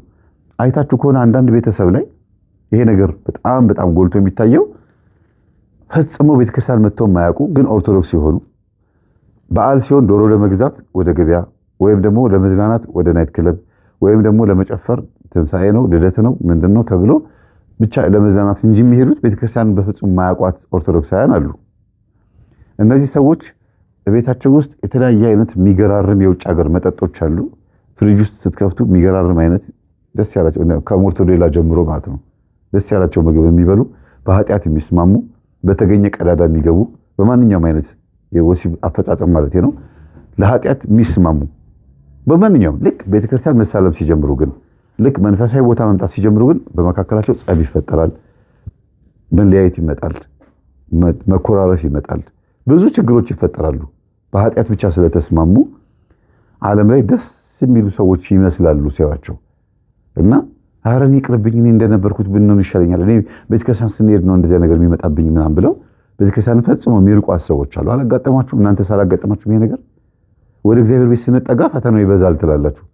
ፈተናው የሚበዛ ሆኖ ሳይሆን አጅሬው ውስጥ ያለው እንድትሄዱ ስለማይፈልግ ነው ፈተናውን የሚያበዛው። እግዚአብሔር አለ የሚፈትናችሁ። መንፈሳውያን ሰዎች ጸበል ቦታ ላይ ሄደው ሲጠመቁ እኔ በተለይ 2004 እና 2003 ላይ መላከ መንክራት በመርግማ ወንድሙ ጉባኤ እየሄድኩኝ ስጠመቅ ስፈወስ ስጮህ ሰፈር ውስጥ እንደታመምኩኝ ምናምን ሲያውቁ አይ እሱ ድሮንም ቤተክርስቲያን የሚሳለም ሰው ስለሆነ ያው እነሱን ነው እኮ የሚፈትናቸው፣ እነሱን ነው አጥብቆ የሚይዛቸው። እዛው ያው ቤቱ ስለሚሄዱ እነሱን ነው የሚፈትነው ይባላል አይደለ? እንዲያውም እንደኛ እየተገላገለ ያለ ሰው የለም። እንደዚህ ቤተክርስቲያን የሚያገለግል ሰው ጸበል ቦታ የሚሄድ ሰው እየጮህን እንዲያውም እየተገላገልን ያለ ነው እኛ። እናንተስ? እኛን የሚፈትን ከሆነ እንዲያውም ፈተናው የሚበዛው እኛ ላይ ከሆነ እናንተስ ምኑንም ስላልነካችሁት ዲያብሎስን በጾም በጸሎት በስግደት በመትጋት ውስጥ ያለውን ዲያብሎስን ለማወቅ ጥረት ባለማድረግ ካወቃችሁት በኋላ ለማስወጣት ጥረት ባለማድረግ ዝም ብላችሁ ተኝታችሁ ስለሆነ የተቀመጣችሁት ተመቻችሁት። ለምን ይነካችኋል? ለምን ይፈትናችኋል? እንዲያውም ለሱሳችሁም ለኃጢአታችሁም ለምናችሁም የሚያስፈልገውን ነገር እያሟላ ተመቻችታችሁ ሹሩ እያለ ያስተኛችኋል፣ ያነቃችኋል ማለት ነው። በፈለገው መንገድ ይወስዳችኋል። ለምን ይፈትናችኋል? ፈተናውም እኮ አይቀርላችሁም እኮ ግን ሲፈትናችሁ ያው ጫት የሚቀም የነበረ ወጣት ከሆነ ለጫቱ ገንዘብ አያጣም። በባሌም በቦሌም ብሎ ሰርቆ ምንም በዚህም በዛም ብሎ ለሱሱ ገንዘብ አያጣም። ልክ መንፈሳዊ መሆን ሲጀምር ወደ ቤተክርስቲያን መምጣት ሲጀምር አይደለም ለጫቱ ጫቱን እኮ ትቶት ነው የመጣው። ለሚበላው ለሚጠጣው ለሚቀይረው ካልሲ ገንዘብ ያጣል። ያለውን ሀብት በሙሉ ይጠፋበታል። ለምን? እግዚአብሔር ነው እንደዚህ ያደረገው አይደለም። አንደኛ ገንዘቡን ያገኘ የነበረው በኃጢአት ስለነበረ ይሄ ሰው ኃጢአት መስራት አይፈልግም። ሰርቆ ከነበረ ቀምቶ ከነበረ በሚዛን አጓድሎ ሚዛን በድሎ ወይም ደግሞ ፍርድ አጓድሎ ከሆነ ገንዘብ የሚያገኘው ኃጢአት ስለሆነ ንስሐ ስለሚገባበት ገንዘብ ማግኛ መንገዱ ይጠፋል። ሁለተኛ ነገር ደግሞ ሰይጣን እኔ ራሴ የሰጠሁትን ገንዘብ ለጽድቅ እንዴት ይጠቀምበታል? እኔ እኮ ለኃጢአት ነው ይሄን ገንዘብ የሰጠሁት ብሎ ልክ መንፈሳዊ ስትሆኑ ይቀማችኋል ዲያብሎስ። እግዚአብሔርም ስለማይፈልገው ያሸሻችኋል። ከዛስ ከዜሮ ያስጀምራችኋል። ለዚህ ነው ባዶ የምትሆኑት። ከኔ ጋር የማይሰበስብ በከንቱ ይበትናል ያለው ክርስቶስ ለዚህ ነው። እና ዓለማውያን የነበሩ ሰዎች ገንዘብን እንደፈለጉ ያገኙ የነበሩ ሰዎች ልክ ወደ እግዚአብሔር ቤት ሲመጡ ገንዘቡን እጃቸው ላይ ሲያጡት ኧረ እኔ ወደ ነበርኩበት ስራ ልመለስ ብለው እግዚአብሔር ያውቃል እሱን ያውቃል ምናምን ብለው ተመልሰው እንደገና ስራ ውስጥ የገቡ ሰዎች አሉ። እና ለእነዚህ አይነት ሰዎች ደግሞ ማቴዎስ ወንጌል ምዕራፍ 12 ላይ ቁጥር 44 ላይ ከመጀመሪያው ይልቅ ሁለተኛው ይብስበታል ይላል። አንድ መንፈስ ከሰው ከወጣ በኋላ ከዳነ በኋላ ወደ እግዚአብሔር ከተጠጋ በኋላ እንደገና ሰይጣን ድጋሚ አግኝቶት ከገባበት 8 ሰይጣናት 7 ሌሎች ይገቡበትና 8ኛ መጀመሪያ የነበረው ሰይጣን 7 መናፍስት ይዞ መጥቶ 8 ሆነ ይኖሩበታል ይላል። አጠቃላይ አስቡት 8 መንፈስ መጀመሪያ እኮ አንድ ነው የነበረው እጥፍ ይሆንበታል ነው የሚለው። እጥፍ ነው የሆነው። እና ለዚህ ሰው ከመጀመሪያው ይልቅ ሁለተኛው ይብስበታል የተባለው ኃጢአትን በደንብ አድርጎ አሻሽሎ የሚሰራው ሰው ይሆናል ማለት ነው። ወደ ገጠመኙ እንምጣ እና እኚህ ከአማራ ክልል የመጡት እናት ወይ አሁን እንግዲህ ትልቅ እናት ስለሆኑ አንቺ ማለት ይከብደኛል። እኚህ እናት ልጆቻቸውን ዝም ብሎ ሲመለከቱ አግብቶ የመጨረሻውም ልጅ እንደዚሁ 2 ወንድ 1 ሴት ነው የወለዱት አይደለም። እና የመጨረሻውም ልጅ እንደዚሁ አግብታ ፈታለች። 1 ወልዳ ነው የፈታችው። ግን ትዳር የሚባል ነገር አትፈልግም። ጭራሽ እንዲያውም ባሏን ደብድባ ነው የመጣችው። አሁን ያኔ የዛሬ 30 ዓመት የነገርኳችሁን አስታውሱት። እንግዲህ ለሴቶች ጥቃት መብት የምትከራከር እናት የነበረችው ጥሩ ነው። ሴት ልጅ ስትጠቃ ማየት አይፈልጉም። ግን አሁን እየፈቱ የሚመጡትና የልጅ ልጆቻቸውን ሰብስበው ቁጭ ብለው ቤት ውስጥ እንዳለ ግቢው በልጅ የሚንጫጫው ግን የምን ውጤት ነው ስትሉት፣ ለምን ሴት ልጅ ስትጠቃ ተከላከሉ ማለት ነው? አይደለም። እያንዳንዱ ልጆቻቸውን ሲያሳድጉ የሄዱበት መንገድ ውጤቱን አሳየ። በዚህ በኩል መልካም የሆነ ባህሪ ያላቸው ደስ የሚለው ተፈጥሯቸው ምንድነው? ሴት ልጅ ስትጠቃ ስትደፈር ማየት አይፈልጉም። የሴት ልጅን ግርዛት ይከላከላሉ። ለምን ሴት እኮ እናት ናት ነው የሚሉት። ልክ ናት። ልክ እንደ ማነች ስሟ ወደ ቲክቶክ ላይ ጆርዲ ነው የምትሏት ሰላም ጆርዲ ነው። ጆርዲ አሁን ጥሩ ነገር ነው እያደረገች ያለችው። ልናገዛት ሁሉ ይገባል ብዬ አስባለሁ። በከፊል በኋላ በመጨረሻ ላይ እመጣበታለሁ። ግን እግዚአብሔርን ተጠግታ ካልጸለየች ካልሰገደች ወደ መንፈሳዊ ሕይወት መታ በደንብ የእግዚአብሔርን መስመር ካልተከተለች ደግሞ ነገ ትዳር ስትይዝ ስትወልድ ምን ስትል ደግሞ ሌላ ሪዛልት ታያለች። ምናልባት እሷ ፌሚኒስት ባትሆን፣ ምናልባት እሷ ሌላ እንትን እኛ እንደምንላት ባትሆን፣ ጨዋ ሴት ብትሆን ወይም ደግሞ በቃ እንደዚህ ኃይለኝነቷን ለጥሩ ነገር ቢሆን ነገ ልጆቿ ላይ ደግሞ መንፈሳዊ ባለመሆኗ የሚመጣባት ደግሞ ችግር ይኖራል። እኔ ባይዘው በከፊል ወድላታለሁ። በቃ ሴት ልጅ መጠቃት የለባትም። በቃ አሪፍ ነው፣ ጥሩ ነው እኮ። አዎ እኔም የሴት ልጆች አባት ነኝ። በአጠቃላይ ሴት ልጅ ስትጠቃ ታስታውሱ እንደሆነ ፌቨን የምትባል የተደፈረችው ልጅ ጊዜ የኔ መጨረሻ ልጅ በእምነት ማለት ነው መዝሙር አውጥታላታለች። ሴት ልጅ አትበደል አትጠቃ ብላ ባካችሁን አትጉዱን፣ በቃ መበደል የለብንም መጠቃት የለብንም መደፈር የለብንም የሚል መዝሙር አውጥታለች ልጄ። ግን በዚህ ልክ ደግሞ መዝሙር ስላወጣን አይደለም ነገሩ የሚቀረው። አዌርነሱ ዓለማዊ ብቻ መሆን የለበትም፣ ወይም ደግሞ እንዲሁ ዝም ብሎ በሚዲያ መጥቶ መጮህ ብቻ መሆን የለበትም። መንፈሳዊ ጥጉን ማየት ያስፈልጋል። ለዚህም ትልቁ ማስረጃ የሚሆነው ቡዳ ምንድን ነው የሚለው ትምህርቴ የዛሬ 5 ዓመት ያስተማርኩት ትምህርት ክፍል 2 ቡዳ ምንድን ነው የሚለው ትምህርት ክፍል 2 ላይ እንዴት መናፍስት ባሎች ላይ ተቀምጦ ሴቶችን እንደሚጎዳ፣ በአዳም ልኮ እንዴት ትዳር እንደሚበጠብጥ፣ ሴቶች ራሳቸው ሴቶችን እንዴት እንደሚያጠቁ፣ ለዚህም ደግሞ ትልቁ ምክንያት የሚሆነው ምንድን ነው የሚለውን ነገር በደንብ አድርጌ አብራርቻለሁ። 30 ምናምን ደቂቃ የሚፈጅ ትምህርት ነው። ገብታችሁ ስሙትና ልክ እንደ ጆርዲ አይነት ነገር ነበረች እናትየዋ። ጥሩ ነበረች አካሄዷ፣ ግን ክፉል መጥፎ ልማዳዊ ድርጊት ደግሞ ይዛ ስለመጣችና ጠንቋይ ቤትም ደብተራ ጋር ምንም ጋር ስለማጠፋ እነዛ ነገሮች ደግሞ ልጆቿን ነጠቃት። ከእግዚአብሔር መስመር ወጣ ስለነበር ነጠቃት። ምን እንዴት እንደተነጠቀች ነው አሁን የምናየው። እንግዲህ እኔም የመጣሁት እዚህ ቤተሰብ ላይ የዚህን ሰዓት ነው። ከኦሮሚያ ክልል የመጣችውን ሴትዮ ደግሞ ልንገራችሁ። እሷ ሁለት ሴት ነው የወለደችው አይደል? ሁለቱም ሴቶቿ ልጆቿ እምነታቸው ፕሮቴስታንት ቢሆንም ሁለቱም ደግሞ ፈጽሞ ወንድ መቅረብ አይችሉም፣ አይወዱም። በቃ ፈጽሞ ማለት ውስጣቸው ትዳር የሚፈልግ ቢሆንም እንደማንኛውም ሰው ሰርግ የሚፈልጉ ቢሆንም ጋብቻ የሚፈልጉ ቢሆንም ወንድ መቅረብ አይችሉም። ደስ አይላቸውም ውስጣቸው። አቃቂር ያወጣሉ። ልክ መጋቢት ላይ እንደተወለዱ ሴቶች ኤሪስ የሚባለው ኮከብ አይነት ነገር ነው ይሄ። ባላምንበትም በዛ ኮከብ ላይ ያለው የዛር መንፈስ እንደዛ ነው ያሳደጋቸው ለማለት ፈልጌ ነው። እና ግትር ናቸው። መንፈሱ እንትን ሃይማኖታቸው ላይ እንደዛ የሆኑት ለዛ ነው። በቃ ግትር ናቸው። ካፈርኩ አይመልሰኝ ናቸው። ባመኑበት ነገር ችክ የሚሉ ናቸው። የተሳሳተም ቢሆን እንኳን ደጋራኩት በቃ እንኳን ሆነ ነው የሚሉት። ይሄ ባህሪያቸው ደግሞ ከየት እንደመጣ በኋላ ስትሰሙት ይገርማችኋል። እና ወደ ቁም ነገሩ እንምጣ። እናትየዋ የኦሮሚያ ክልል የመጣችው እናት ለልጆቿ ብላ ያልከፈለችው ዋጋ የለም። ኦሮሚያ ክልልም ሄዳ ምናምን በዛም በዚህም ብላ የሆነ እንትን ብላለች። ቅቤ ሲቀቡ የምትናገረው ነገር አላት። እንደ ባህላቸው ቡና ሲያፈሉ የሚለማመኑት አለ። ጠቋር በደንብ ይመለካል ቤት ውስጥ። ኦፋ ብኮ አለ። በቤተሰቦቻቸው ኦፈ ደመና፣ ኦፈ ጨፌ እየተባለ የሚመለክ አለ። በአማራ ክልል ያለችው ደግሞ አንደኛዋ እናት ደግሞ ከእናት የመጣ ከእናት ከአባት የመጣ የዛር መንፈስ አለ። ይሄ የዛር መንፈስ ደግሞ ራሄሎ የሚባል የዛር መንፈስ ነው። እሱን ያመልካሉ። ከዛ የደብተራ መንፈስ ደግሞ አለ። ኮከብ ተቆጥሮ ነው ባል የሚያገቡት ተብሎ እንደዛ የሚባለው አስተሳሰብም አለና አንደኛዋ ልጅ ግን የትኛዋ ነች? አውቶቡስ ውስጥ ያገኘኋት ከኦሮሚያ ክልል ከመጡት እናት ከሁለቱ ፕሮቴስታንቶቹ አንዷ ባስ ውስጥ ስትሰብክ አገኘኋት። እኔ እንግዲህ ወደዚህ ቤተሰብ የገባሁት በዚህ ምክንያት ነው። እና ስትሰብክ አገኘኋትና እኩል ነበር የምንወርደው። ሁሉም ዝቤታ አፍሽን ዝጊ ምናምን ይሏታል ኦርቶዶክሳውያን። ኢየሱስ ጌታ ነው ምናምን ስለ ጊዜ ደግ አደረገ እኛ ምንድን ነው ያለሽ ምናምን እያሉ ሲሏት በአንድ በኩል ትክክል ናቸው። ማለት መስማት የማይፈልጉት ነገር ያለ ቦታው በቃ መብታቸው ነው። ግን ከአፋቸው የሚወጣው ቃል ኦርቶዶክሳውያን ትንሽ ችግር ያለብን ምንድን ነው ልጅቷን ወይ በቃላት መሞገት ነው ወይ ደግሞ በቃ ይቅርታ እንደዚህ ማለት የለብሽም አሁን እንደዚህ ኢየሱስ ጌታ ነው ስላልሽ እኛ ለመጀመሪያ ጊዜ የሰማነው ቃል አይደለም ይሄ ሁልጊዜ እንሰማለን። አዎ ጌታ እንደሆነ እናውቃለን፣ ይኸው ማተብ አስረናል ብሎ ቢያንስ እንኳን በተወሰነ ቃላት ዝም እንድትል ለማድረግ ይቻል ነበረ። ስድቡ ቢቀር ጥሩ ነው። ከዛ ስትወርድ አሳዘነች። ያሳዘነች በምንድን ነው? እንባ ቅር አላት።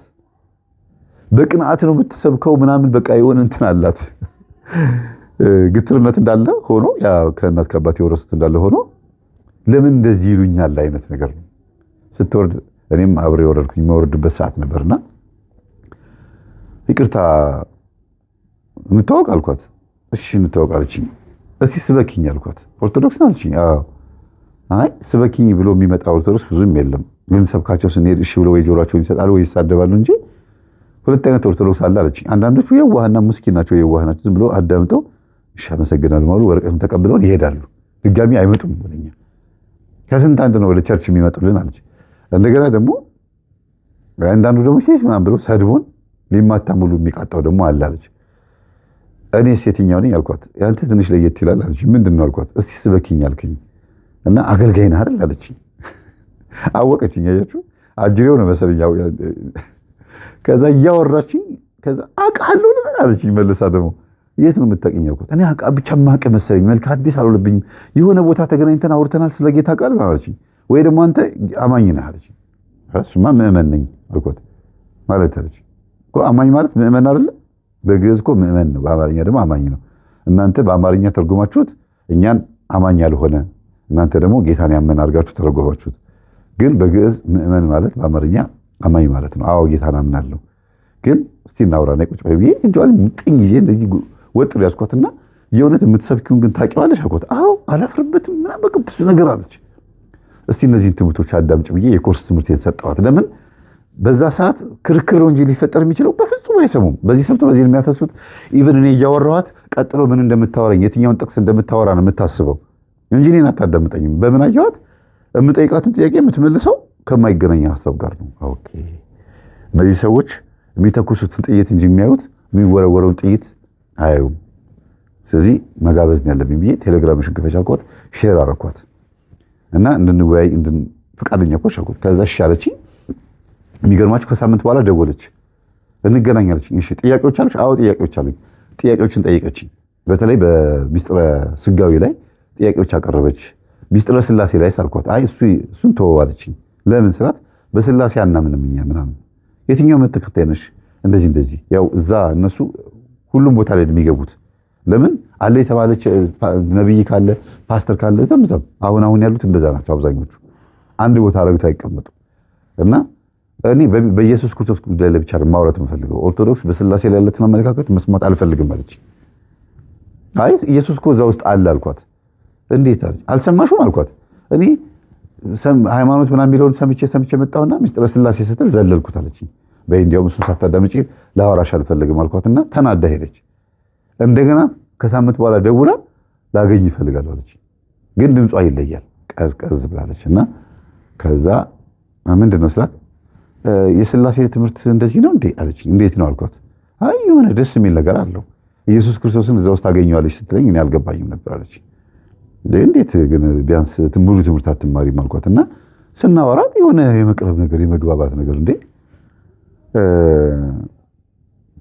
ኦርቶዶክስ መሆን ፈልገሽ ነው? አነጋገርሽ እኮ ትንሽ ጆሮ በጣም ሰጠሽኝ አልኳት። አይ ሚስጥረ ስጋዊ ምናምን የሚለውን ነገር እንደዚህ የሃይማኖት ትምህርቶቹ ነገር አዳምጬ ከጨረስኩ በኋላ ይሄ ገጠመኝ የምትለው ነገር ሰምቼ ትንሽ ከበደኝ አለችኝ። አሃ ዋናውን አዳምጠሽልኛል አልኩኝና እሺ አልኳት። አይ እማዬ ታመልከው የነበረ ምናምን ብዙ ነገር ስለማቅ እሱ ሊሆን ይችላል ብዬ አስቤ ነውና ሃይማኖት የሚያስቀይር መንፈስ አዳልሞቴ ነው እንዴ አለችኝ። አዎ እናቴ እኮ አዳልዬ ነው የምትለው አለችኝ። ነው እንዴ? ቡና ስተፈላ አሁንም አዳልዬ ነው የምትለው አለችኝ። አሁንም እንግዲህ ልጆቹ ጴንጤ ሆነው እናትየዋ ጴንጤ አድርገዋቸዋል እኮ ግን አዳልሞቴ ብለው ቡና ያፈላሉ። ቅርታ እና በጣም ደንግጣ ነው የመጣችው። እስቲ ይሄን ነገር ለእናትሽ ክፈችላቸው እስቲ ምን እንደሚሉ እንስማ አልኳት። አይ መጀመሪያ ካንተ ጋር ላውራ የሆነ መስመር አስይዘኝ አለችኝ። ኦርቶዶክስ ሆነሻል እንዴ አንቺ ልጅ?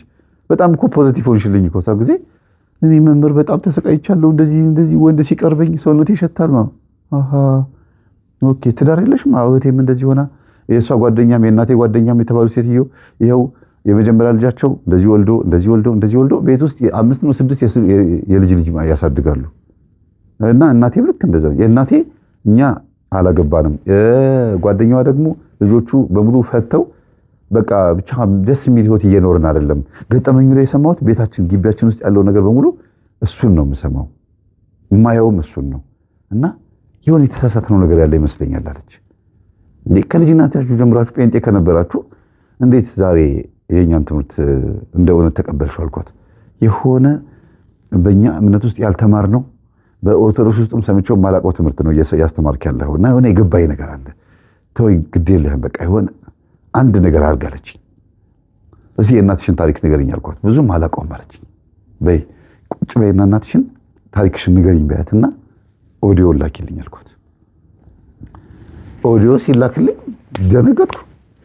ምንድነው አንድ ያስደነገጠኝ ነገር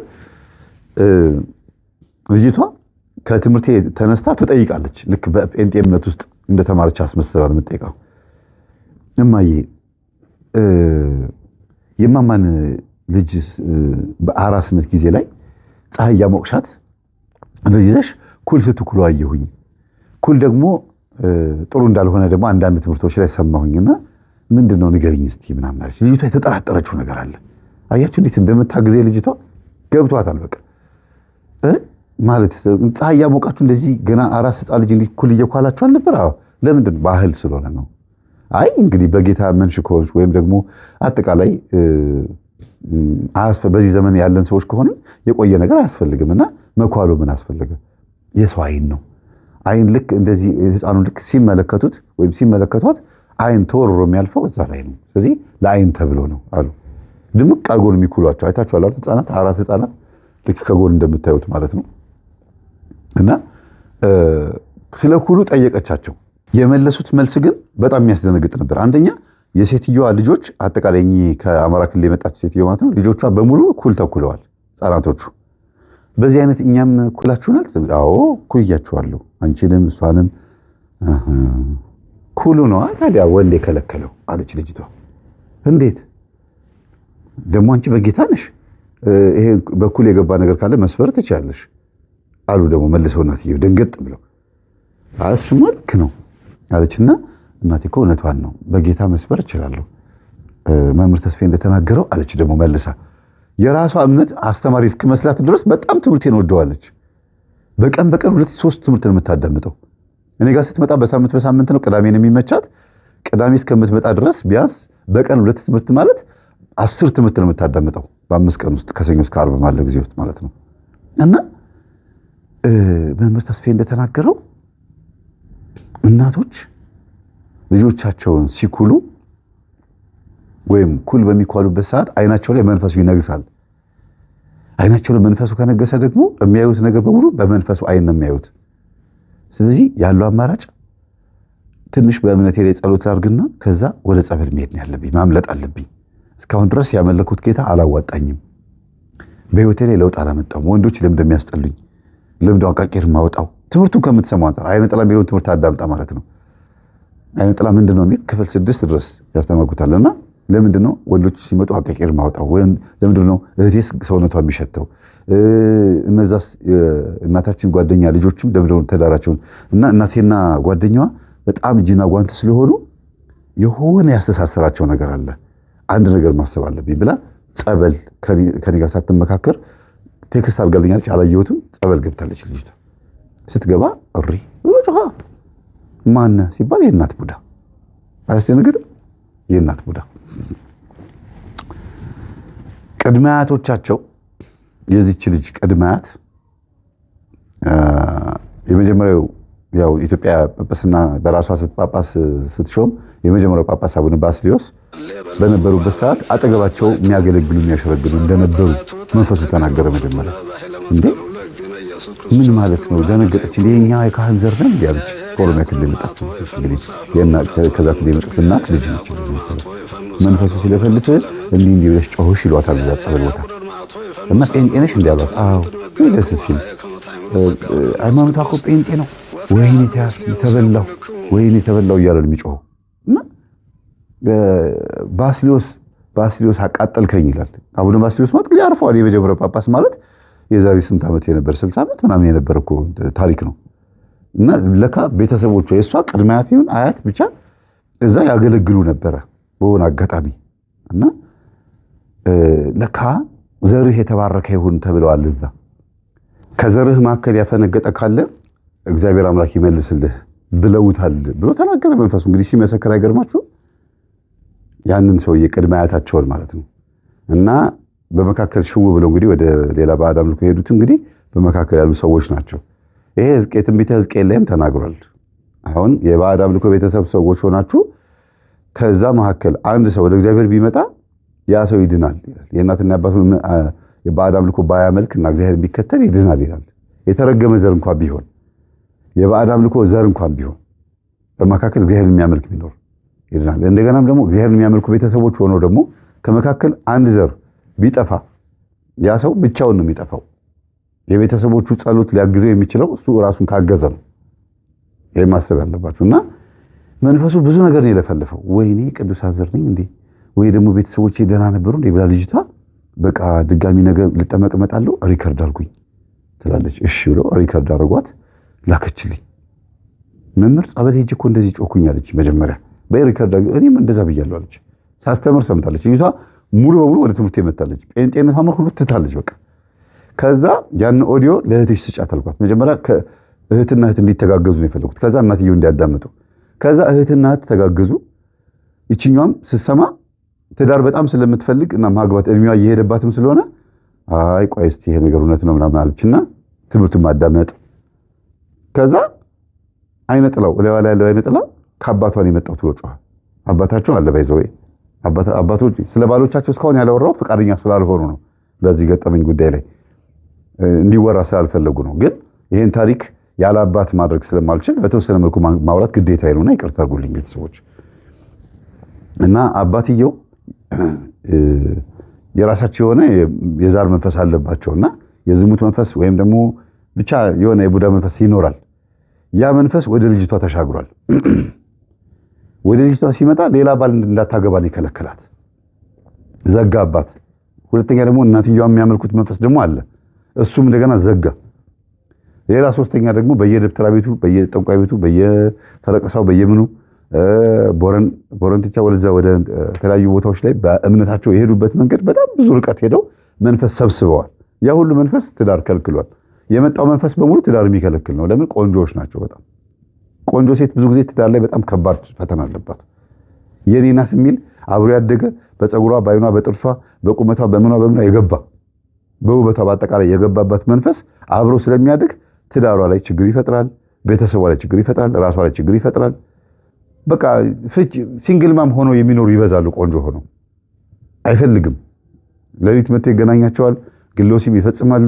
የአርቲፊሻል የሌዝቢያን የወንድ ብልት ምናምን ገዝተው በቦርሳቸው ይዘው መዞር ብዙ ጊዜ የሚታየው በቆንጆ ሴቶች ላይ ነው። በጣም ብዙ ጊዜ ከስንት አንዶች ላይ ነው አይን አፋሮች ላይ ይሄ ነገር የሚታየው እንጂ አብዛኛው ይሄ ነገር ያለባቸው ሴቶች ማነው ወንድ ዛር አይነ ጥላ ያለባቸው ሴቶች ይሄ ነው ህይወታቸው። ለሰው አይናገሩትም። የነሱ ኃጢአት ብቻ ይመስላቸዋል። ሌሎች ሰዎች ላይ ያለ ችግር አይመስላቸውም። መጥተው ማማከር እንዳለባቸውና ችግሩ እንደሚፈታ አያውቁም። እና ወዲያውኑ መጣ እህቷን ሰማቻት። ነይ ጸበል እንሂድ ስትጮህ አየቻት። እንደማትዋሽ ደግሞ እህቷን ታውቃታለች። የኔ እህት አትዋሽም። ሊያውም ኦርቶዶክስ ጸበል የኦርቶዶክሶች ቤተክርስቲያን ሄዳ ጸበል ተጠምቃ ለዚያውም የሚሰድቧት አርሴማ ቤተክርስቲያን እኮ ነው።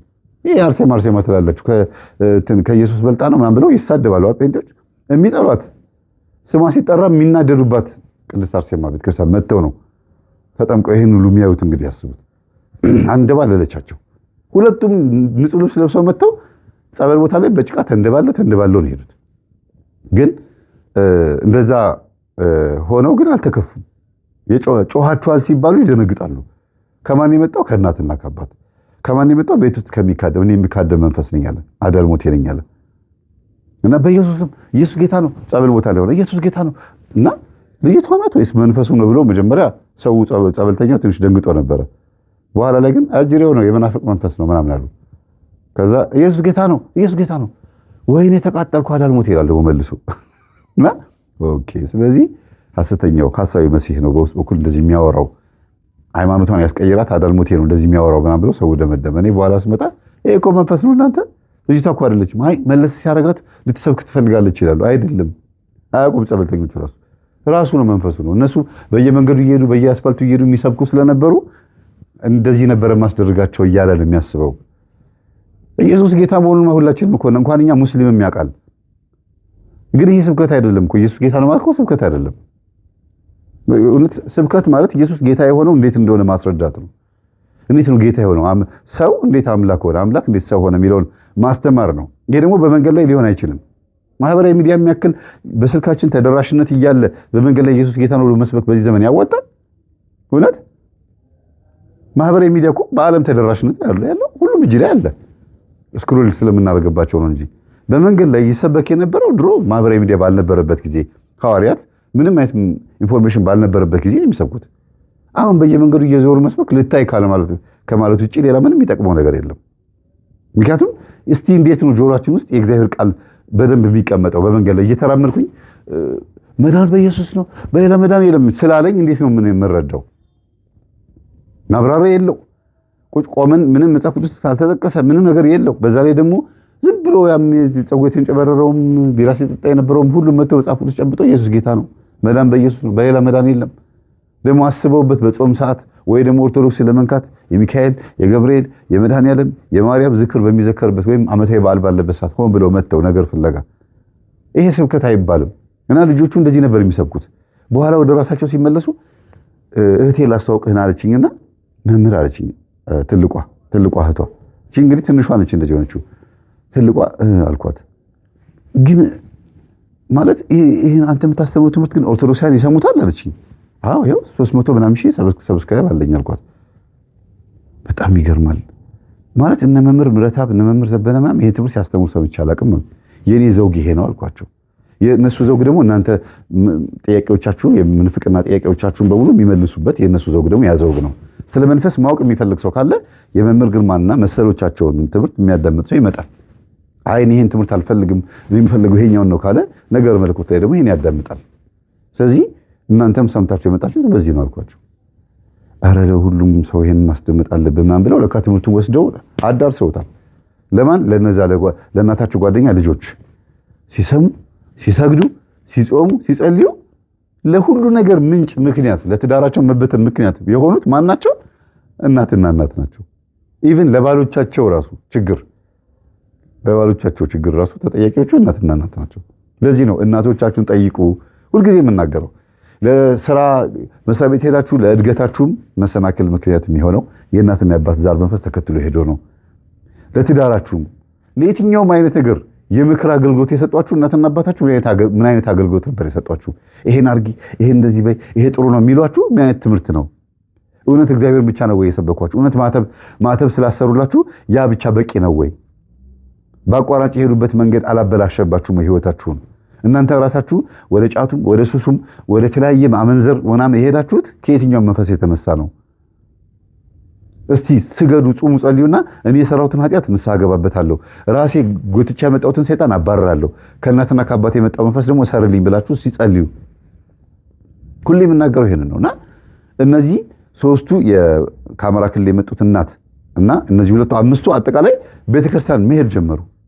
እንዲያውም ነጠላ ለብሰው በመታየታቸው የሰፈር ሰው ጉድ ነው ያለው። ለምን? እንደነሱ የሚሰብክ አልነበረም።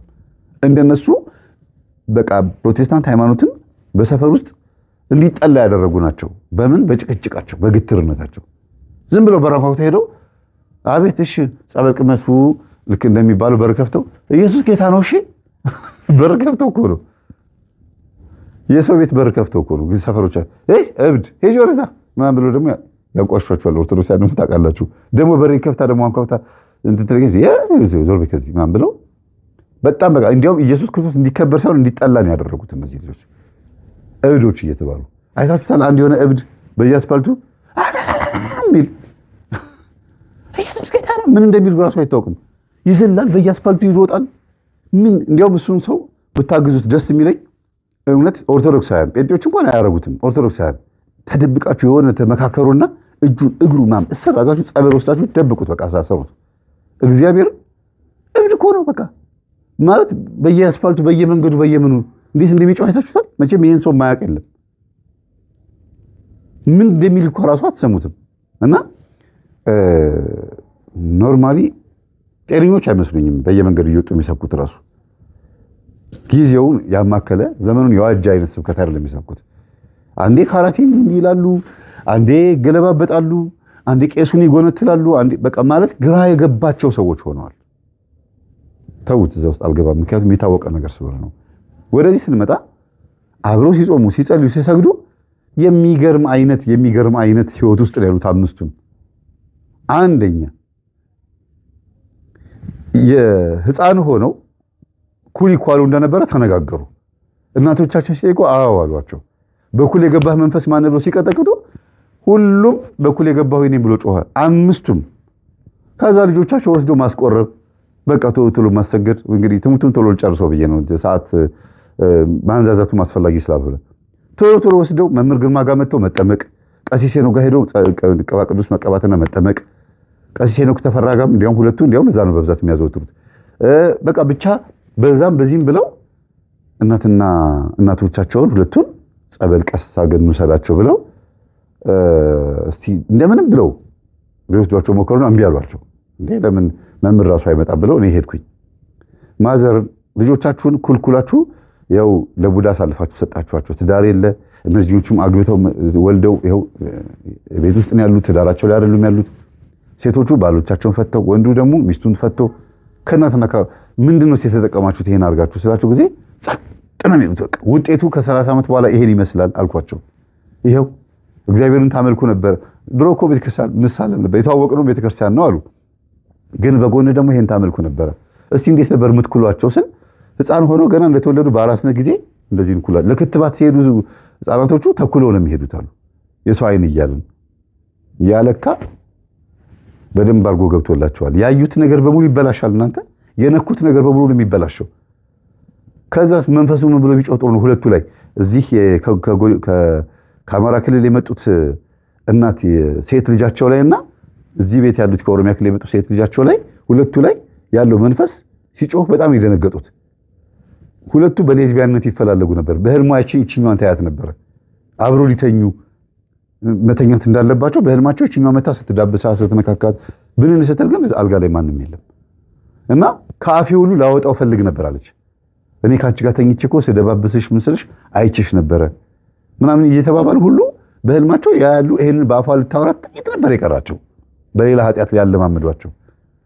ግን ይሄው መንፈስ ነው። ለምን አብሮ ሲጫወቱ አቧራ ሲያቦኑ አብሮ ጭቃ ሲያቦኩ ያደጉት ምን መንፈስ ወዴት ሊወስዳቸው እንደነበር በዚህ እዩ እና ሚስጥር ቀስ እያለ ሲወጣ በህይወታቸው በፍጹም አይተውት የማያውቁት አይነት የስግደት የጾም ጸሎት አይነት መግባት ጀመሩ። ሱባኤ መግባት ጀመሩ። እንደዚህ አይነት ነገር አይተናናቅም። ኦርቶዶክሶቹ ጭራሽ ቤተክርስቲያን ተሳልሞ የማያውቁም። ጴንጤዎቹ ጴንጤ ስለሆኑ ነው ትላላችሁ። አሁን በእምነት ማን በለጧቸው? ጴንጤዎቹ። ለምን መጽሐፍ ቅዱሳዊ እውቀት አላቸው የተወሰነ እና ማስተማር ጀመሩ። እነዚህኞቹ እሺ እያሉ ትምህርት እያዳመጡ ምን እያሉ እየጾሙ እየጸለዩ እየሰገዱ የቡዳ መንፈሳቸውን ሁሉም ተቆጣጠሩት ከአንዷ በስተቀር። ያንኛዋ በጣም አስቸገረ። ለምን ፈረቀሳም ሲሄዱ የደብተራ ጋም ሲሄዱ እሷ ነው አንጠልጥሎ ይዟት ሄዱ። ትታመም ነበር በልጅነቷ።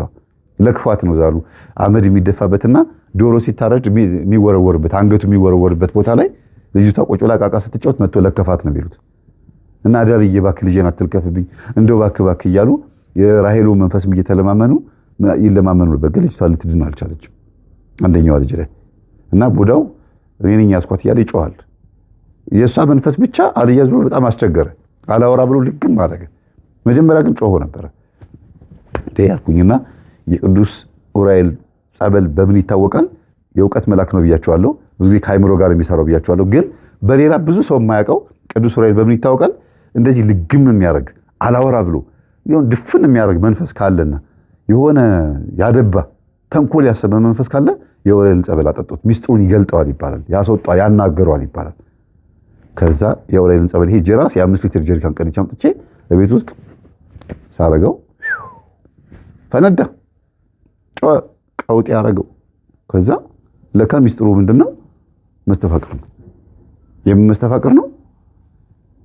እሷን ሊያገባ የሚፈልግ ሰው እዛው ጎረቤት አለ። ሊታወቅበት ስላልፈለገ ነው። ጸበል መሄዳቸውን መጠመቃቸውን ያወቀ ሰው ነው እና ወጣት ነው። በእርግጥ እና ደንግጦ ፈርቶ ነው። እኔ እኮ በቃ ይቅርታ አድርጉልኛል በኋላ ስሙን ጠርቶ ስለጮኸ ና ብዬ ያንተን ስም ጠርቶ እየጮኸ ነው እና አይዞህ ንስሐ ግባ እንዴት ባናቱ መንፈስ ትልካለህ አልኩት። እንዳልጋለጥ አለኝ። ታዲያ እግዚአብሔር ጋር ነው እንጂ ሄደህ መለመን ያለብህ እንዴት ሰይጣን በሰይጣን ትልካለህ? አፋን ዝጋ እንዲህ አድርጋት እንዲህ አይባልም ነውር ነው አልኩት። ሁሉን ተናገር እንዲህ አለኝ። አዎ አልኩት። ከዛ ተቀላቀለ። 6ኛ ደግሞ እሱ ተቀላቀለ። አብሮ መጸለይ ጀመረ። ስለምትወዳት ነው አይደል? ችግር የለውም መንፈስህን ካባረክ ጓደኛዋ ልትሆን ትችላለህ አልኩት። ደነገጠ ቤተሰብ በሙሉ። መምህር እንደዚህ ክፉ ተንኮል እያሰበበት ተንኮል እኮ አላሰበም። ስለሚወዳት ነው መስተፋቅር ያደረገው። መስተፋቅሩ ሰይጣን መሆኑን አላወቀም። ሰይጣን መሆኑን ካወቀ በኋላ ደግሞ መስተፋቅር መንፈስ ውጣ ከኔ ብሎ ከእሷ ላይ ውጣ ብሎ ይጸልያል። ከዛ ሁለቱ ከመንፈስ ነፃ ሆኖ ደግሞ ይጋባሉ። ምን ችግር አለው አልኳቸው። ደነገጡ።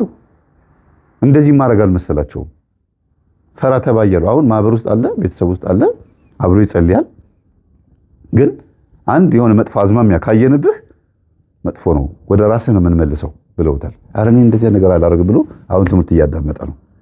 በህፃንነታቸው ኩል ተኩለው ውጤቱን አያችሁ።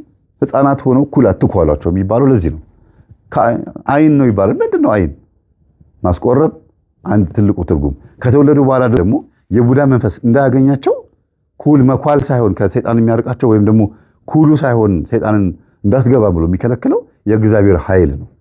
ሕፃናት ሳይጠመቁ ገና በ40 ቀንና በ80 ቀን ሳይጠመቁ ሰይጣን ያገኛቸዋል የሚል እንትን የለም። ጸበል ምን ይከለክላል? ጸበል ነክታችሁ በስመ አብ ወወልድ ወመንፈስ ቅዱስ እንደዚህ ብታረጉባቸው ብታማትቡባቸው ምን ችግር አለው? ይዛችሁት አቡነ ዘበሰማያት ብትሉስ? እንግዳ ሊመጣ ሲል አጠገቡ ጸሎት መጽሐፍ ማስቀመጥ በቃ ምን ችግር አለው? ቤቱን ዕጣን ማጠን ነው። እና የግዴታ ባህልን ተከትሎ በመምጣት አለ ኢትዮጵያዊነት የሚገለጠው። ያ ባህል ምንድን ነው ብሎ ማሰብ ያስፈልጋል። ሕፃናትን ኩል መኳል 3 ጉዳት አለው። አንደኛ ሳይንስ እንደሚለው አለርጂ ይፈጥራል። አለርጂክ የአይናችሁ ቅንድባቸው ላይ ማለት አለርጂክ ይፈጥራል ሳይንሱ እንደሚለው። ታምንበታለህ አታምንበትም፣ በቃ እንደ ሳይንሱ ልንለው እንችላለን። ሁለተኛ ትልቁ ጉዳይ ባዕድ አምልኮን የምንከተል መሆናችንን ያቃጥርብናል። በቃ ያሳውቃል። ይሄንን እንደዚህ ሰው እንደዛ ይላል።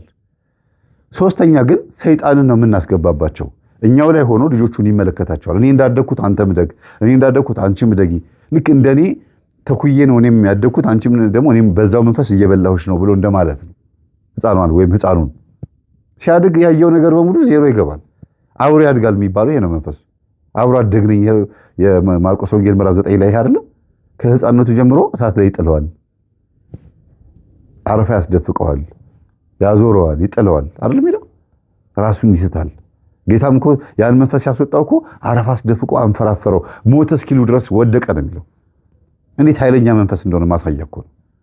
ከልጅነት ጀምሮ ከሕፃንነት ጀምሮ እሳት ላይ የሚጥል መንፈስ ማለት እሳት ሲባል የነደደ እሳት ብቻ አይደለም። ሲጋራ እሳት ነው፣ ሱስ እሳት ነው፣ ትዳር መፍታት እሳት ነው፣ ጸባይ መጥፎ ጸባይ እሳት ነው። አጠቃላይ እሳት የሚባሉ ማንኛውም መጥፎ ነገሮች ሁሉ እሳት ናቸው። ከልጅነት ጀምሮ እሳት አመሉ ነው ተውት ተብሎ በጸባዩ የተገመገመ ሰው የለም። በቃ ይሄ እሱ ማለት ጸባዩ ነው ተውት ይባላል እኮ ከልጅነት ጀምሮ የተለየ ሰው ማንነት ማለት ነው።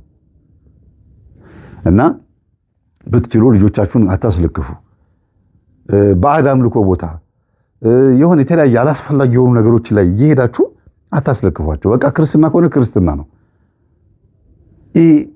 የህፃናት ሆነው እጃቸው ላይ የብር ሀብል ማሰር፣ አንገታቸው ላይ ብር ሀብል የክርስትናው ክር እኮ አለ። ግን ጎን ለጎን ደግሞ ምንድነው ይሄ ሲባል አይ ብር እኮ አጋንንት ያርቃል ይባላል። ችግር የለውም ባህል ነው ይላሉ። የብር ሀብል ከንሰለት ነገር ያስሩላቸዋል። ይሄ ባዕድ ነው፣ ባዕድ አምልኮ ነው። እንዴት ነው የብር ሀብል ሰይጣንን የሚያርቀው ከህፃኑ? ሰይጣን ሞኝ ነው። ኢየሱስ ክርስቶስ እስከ መስቀል ድረስ አብሮ እንዲያውም በንፋስ አውታር በእሳት ዛንጀር ወጥሮ አሰረው የተባለው በሲስተም የያዘው ያ ብዙ ቅዱሳን ብዙ አባቶችን ያንገላታ መንፈስ በብር ሀብል ሊርቅ ህፃኑን እንዲያውም ጭራሽ ፒስ የሚል ይመስለኛል። ይሄንን ነገር ሲያይ ኧረ ቤተሰብ ፋሚሊ ነው እንደሚል ይመስለኛል ሳስበው። ሞኞች እያለ የሚስቅባችሁ ሁሉ ነው የሚመስለኝ። የብር ሀብል አድርጎ ህፃናትን ከቡዳ ከአይን ከምናምን ከመናፍስት ምናምን አድናለሁ ማለት እንደው ከመብረቅ የሚባል ያስኬዳል። ከመብረቅ ግራውንድ ያደረገ አይታችኋል። ከቆጣሪያችን ወደታች ሽቦ ወደ መሬት ይደረጋል። ምንድነው ሲባል መብረቅ ሲመጣ መብራት እንዳይጠፋ ወይም ደግሞ ግራውንድ ለማድረግ ነው፣ ለመቆጣጠር ነው ይባላል አይደል? እንደው አሁንም ልጆች እጃቸው ላይ ሰንሰለት የሚታሰረው ወይም ደግሞ የብር ሀብል የሚታሰረው ተብሎ ከመንፈስ ጋር ባይገናኝ ይሻላቸዋል። በአራስነት ጊዜያችሁ ላይ ቢላ ይዛችሁ ትወጣላችሁ ወደ ሽንት ቤት ስትሄዱ። ምንድነው ሲባል አይ ቢላ ያዙ ይባላል። ጸላኤ ሰናያት መጥቶ እንትን እንዳይል ቢላ ብረት ነገር ያዙ፣ ብረት ማንኛውም ብረት ያዥ ይባላል። ፌሮም ይሁን ምን ይሁን ግን ለምን እንደሚያዝ እንኳን አያውቁትም። ነገሩን ገልብጠውታል ማለት ነው። አሰራሩን ገልብጠውታል። ሴት ልጅ እንደወለደች ደምደም ስለምትሸት እንደ ሸለመጥማጥ እንደ ድመት እንደ ውሻ መጥቶ እንዳይለክፋት አሽትቶ መጥቶ እንዳይነክሳት ነው ብረት ያዥ ቢላ ያዥ የሚባለው ለመከላከል ነው እንጂ በሌላ ነገር አይደለም። እንዴት ነው ሰይጣን አራስ የሆነች እናት ሽንት ቤት ስትሄድ ቢላ ይዛ ስትሄድ ሰይጣን የሚፈራት? አስቡት፣ ራሱ ቢላ ይዞ የሚዞር ሰይጣን። እና አንዳንዴ እንደው የዋህነታችን የት እንዳደረሰን ማሰብ ያስፈልጋል። እና መገምገም ቆም ብሎ ማሰብ ያስፈልጋል። ደጋግሜ የምናገራት አንድ ምሳሌ አለች። አንዲት ልጅ አያቷ ጋር ሄዳ አያቴ ያለቻት፣ አቤት ይሄንን አሳ ጭንቅላቱን ለብቻ ጭራውን ለብቻ ወገቡን ለብቻ የምትጠብሺው ለምንድን ነው? አሳ ስትጠብሺ እንደዚህ አድርገሽ ነው የምትጠብሺው ስለ ጊዜ ይሄን እናትሽ አልነገረችሽም እንዴ አሏት። አያት ናቸው እንግዲህ። እናቴማ ስጠይቃት ይሄ ከጥንት ጀምሮ ሲወርድ ሲዋረድ የመጣ በቤተሰባችን እንደዚህ ነው። እናቴም ስጠብስ ያየሁት እንደዚህ ነው። ዝም ብለን በቃ ባህል ነው ተቀበይ ተብዬ ነው። አንቺም እንደዚህ ነው መጥበስ ያለብሽ አለችኝ። እናትየው ከት ብለው ሳቁ። ምን ነው አያቴ ስትላት፣ አይ እኔማ ሳውን እንደዚህ መጥበስ የነበርኩት መጥበሻው ጠባብ ስለነበር ስለማይበቃኝ ነው አሉ ይባላል። እና እናት ወይም አያት ወይም ቅድመ አያት ምን ለምን እንደሚያደርጉት ሳናውቅ እና እኛ ደግሞ ዝም ብለን መከተል የለብንም። እናትየዋ ለልጅቷ የነገረቻት ይሄ በቤተሰባችን አሳጠባበስ እንደዚህ ነው፣ ጭንቅላቱን ለብቻ ጭራውን ለብቻ ወገቡን ለብቻ የሚጠበሰው ብላ ነው የነገረቻት። በቃ በዘር እንደመጣ የኛ ቤተሰብ ባህል ነው ብላ ነው የነገረቻት። አያትየው ግን መጥበሻው ጠባብ ስለነበረባቸው ነው ይሄን ያደረጉት። እየደገምኩላችሁ አይደለም ያለሁት። ምን ያህል አያትየው ጉዳዩን ሲሰሙት ትርጉሙ ሌላ እንደሆነ ተለውጦ እንዴት እንደሄደ ሲሰሙት ነው የሳቁት። እና ልጅቷ ጥያቄዋ አሪፍ ጥያቄ ነው። ለምን አተኩራ ታያለች። ምክንያቱ ምን እንደሆነ ልጆች ይጠይቃሉ። ብዙ ጊዜ እኛም መጠየቅ አለብን። ህፃናት ሲወለዱ ይሄ ይደረጋል ለምን፣ ይሄ ነገር ለምን ይደረጋል ለምን ብሎ መጠየቅ ያስፈልጋል። ሙሽሮች በመልስ ቀን ሲመጡ በግ ታርዶ ደሙን ይሻገሩት ይባላል አይደል? ለምንድን ነው? ጻፉት እስቲ ትርጉሙ። ከዚህ ቤት አስተምሬያለሁ አይደል? ምንድን ነው ትርጉሙ? እና መጠየቅ ያስፈልጋል። በየትኛውም በዓመት በዓለም ሲሆን ፌጦ ለማንኛውም መድኃኒት ነው ይባላል አይደል? አዲስ ዓመት ሲመጣ ፌጦ ምናምን ተደርጎ እንደዚህ ተደርጎ ይረጫል፣ የሆነ ነገር ይደረጋል። በጣም ብዙ ባዕድ የሆኑና ባህል ወይም ከሃይማኖት ጋር የተገናኘ የተቀላቀለ በጣም ብዙ ነገር አለ። ደብተሮችም ያስለመዱት ነገር አለ። ባዕድ አምልኮ የሚያስተማረው ነገር አለ። ቤተክርስቲያን የሚያስተማረችን ነገር አለ። መለየት ያስፈልጋል። ለይቶ ማወቅ ያስፈልጋል። አንድና አንድ ቤተክርስቲያን ምን ትላለች በዚህ ጉዳይ ላይ በደንብ አድርጎ አውቆ ነው መከተል እንጂ ግብስብሱንም ተከትሎ መሄድ አስፈላጊ አይደለም ብዬ አስባለሁና ይህ ቤተሰብ የዳነው የእውነት ነው የምላችሁ ልጅቷ በመጠየቋ ነው። ስለ ኩል ስላስተማርኩኝ ልጅቷ እናቷን ሄዳ እማዬ ኩል ለምንድን ነበር የምትኩሉት የነበረው? የገሊትን ልጅ ስትኮያት አይቼ ነበረ። እናንተም እኮ ተኩላችኋል ነው። አዎ እስቲ ስትሰግድ አገኘችው። አሁን አግብተዋል። የሚገርማችሁ እግዚአብሔር ይመስገን ሁለቱ ሴቶች አገቡ። እነዚህ ግትር የነበሩት ልጆች ፍቅረኛ ያዙ። ወዲያው ወንድ ሲመጣ ወዲያው ተቀበል። ለምን ተያዘ መንፈሱ። ሰውነት የሚሸት የለ ምን የለ። በቃ መስገድ መጾም መጸለይ ነው። ጸበል መጠመቅ ነው። ጠላትን ማወቅ ትልቁ ሆሴ እንደተናገሩት ትንቢተ ሆሴ ላይ ሕዝቤ ዕውቀት ከማጣቱ የተነሳ ጠፍቷል፣ የማያስተውል ትውልድ ይገለበጣል። ወንዱ ሴት፣ ሴቷ ወንድ ሆነው ነበር ማለት ነው። እና ስለ ባሎቻቸው ማውራት ያልፈለኩት ስላልተፈቀደልኝ ነው። እና እግዚአብሔር አምላክ ይህንን ቤተሰብ ስለመለሰ እነዚህንም ከእምነታቸው ከነበሩበት እምነት ወደ ኦርቶዶክስ ስላመጣቸው ስሙ የተመሰገነ ይሁን። ወደ ትዳራቸው ለመመለስ እየተደራደርኩኝ ባለሁበት ሳለ የገጠመኝን አንድ ነገር ልንገራችሁና ብቻ ልጨርስ። አሁን ሁሉን ማስታረቂያቸዋለሁ፣ ሶስቱንም የወለዱትን ማለት ነው። ከአማራ ክልል የመጡት ሴትዮ ግን አንዷ የገጠመኝ ነገር ምንድነው? ልክ ሴት ልጃቸው እንደተፋታች ያኛው ወጦ ኢሉሚናቲ ሆኖ ነበር። ባሏ ወልዱ የልጁ አባት ማለት ነው ኢሉሚናቲ ሆኖ ነበር። እሱን ወደዚህ ለማምጣት ችግር ምን ሆነ ነው? በቃ ገንዘብ ፈልጌ ነው መብቴ ነው ምናምን ይላል።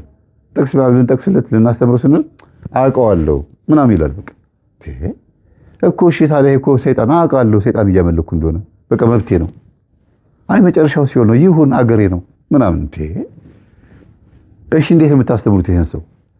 ከዛ ይሄማ ራሱን የሚያወራኝ መንፈሱ እንደዚህማ የሚል እኔ ሰው አጋጥሞኝ አያውቅም። ሰው ሆኖ ኖ ኢቭን ራሳቸው ኢሉሚናቲዎች ራሳቸው ሰይጣን ማህበረተኞች ራሱ እንኳን እንደዚህ አይሉ ተደብቀው ነው ኮንስፓይረሲ ነው የሚያደርጉት፣ ሴራ ነው የሚያደርጉት እንጂ በጋድ አያደርጉትም። ይሄማ ግትርነት ነው ሆን ብሎ አልኩኝና በጆግ እንደለመድኩት በጆግ ጸበል አመጣሁኝና ና ብላችሁ ጥሩ ታውቂና ሲመጣ አለበስኩት። የቅዱስ ሩፋኤል ጸበል ነበረ። ከዛ ሳልፈቅድልህ እያለ እንትኑን ጸንት እያለ ሳልፈቅድልህ ለምን እንደዚህ ታደርጋለህ ማለት በቃ ከሳሳይን ችግር የለውም አልኩት። ለምንድነው ከረጨሁት በኋላ አንድ ትንሽዬ ፍንጭ እንደማገኝ ስለማውቅ ነው። ይጮሃል ብዬ አይደለም፣ ቢያንስ ድንግጠው አንድ መንፈስ ከሄደ ግትርነቱን እንኳን ይተዋል ብዬ ነበር። እግዚአብሔር እንዳሰብኩትም ሆነልኝ።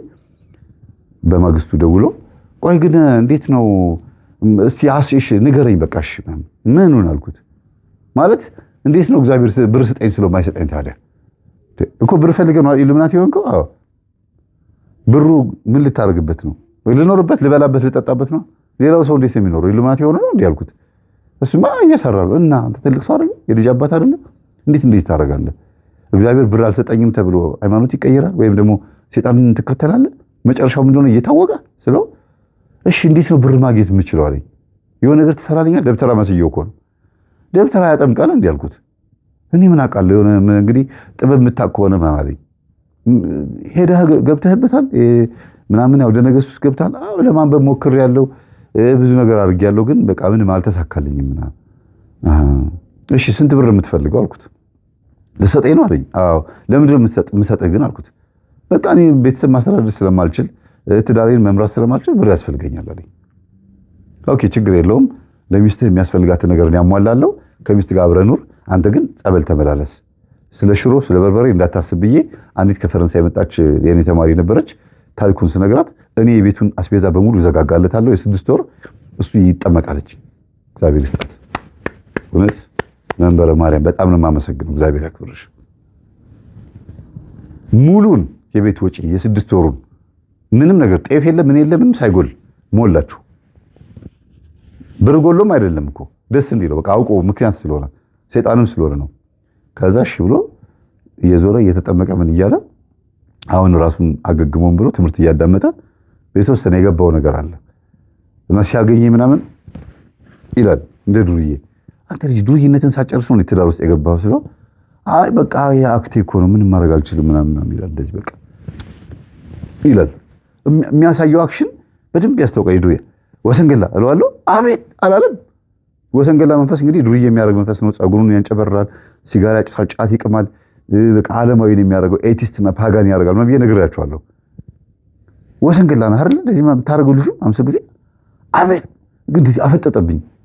በስላሴ ስም ከቤት እንዳትወጣ ቤት በቃ ውሰደውና ቤት ተቀመጥ ከቤት እንዳትወጣ አልኩት። እሺ ራሱ ልጁ መለስ አለና ምንድን ነው ያልኩት አለኝ ደንግጦ።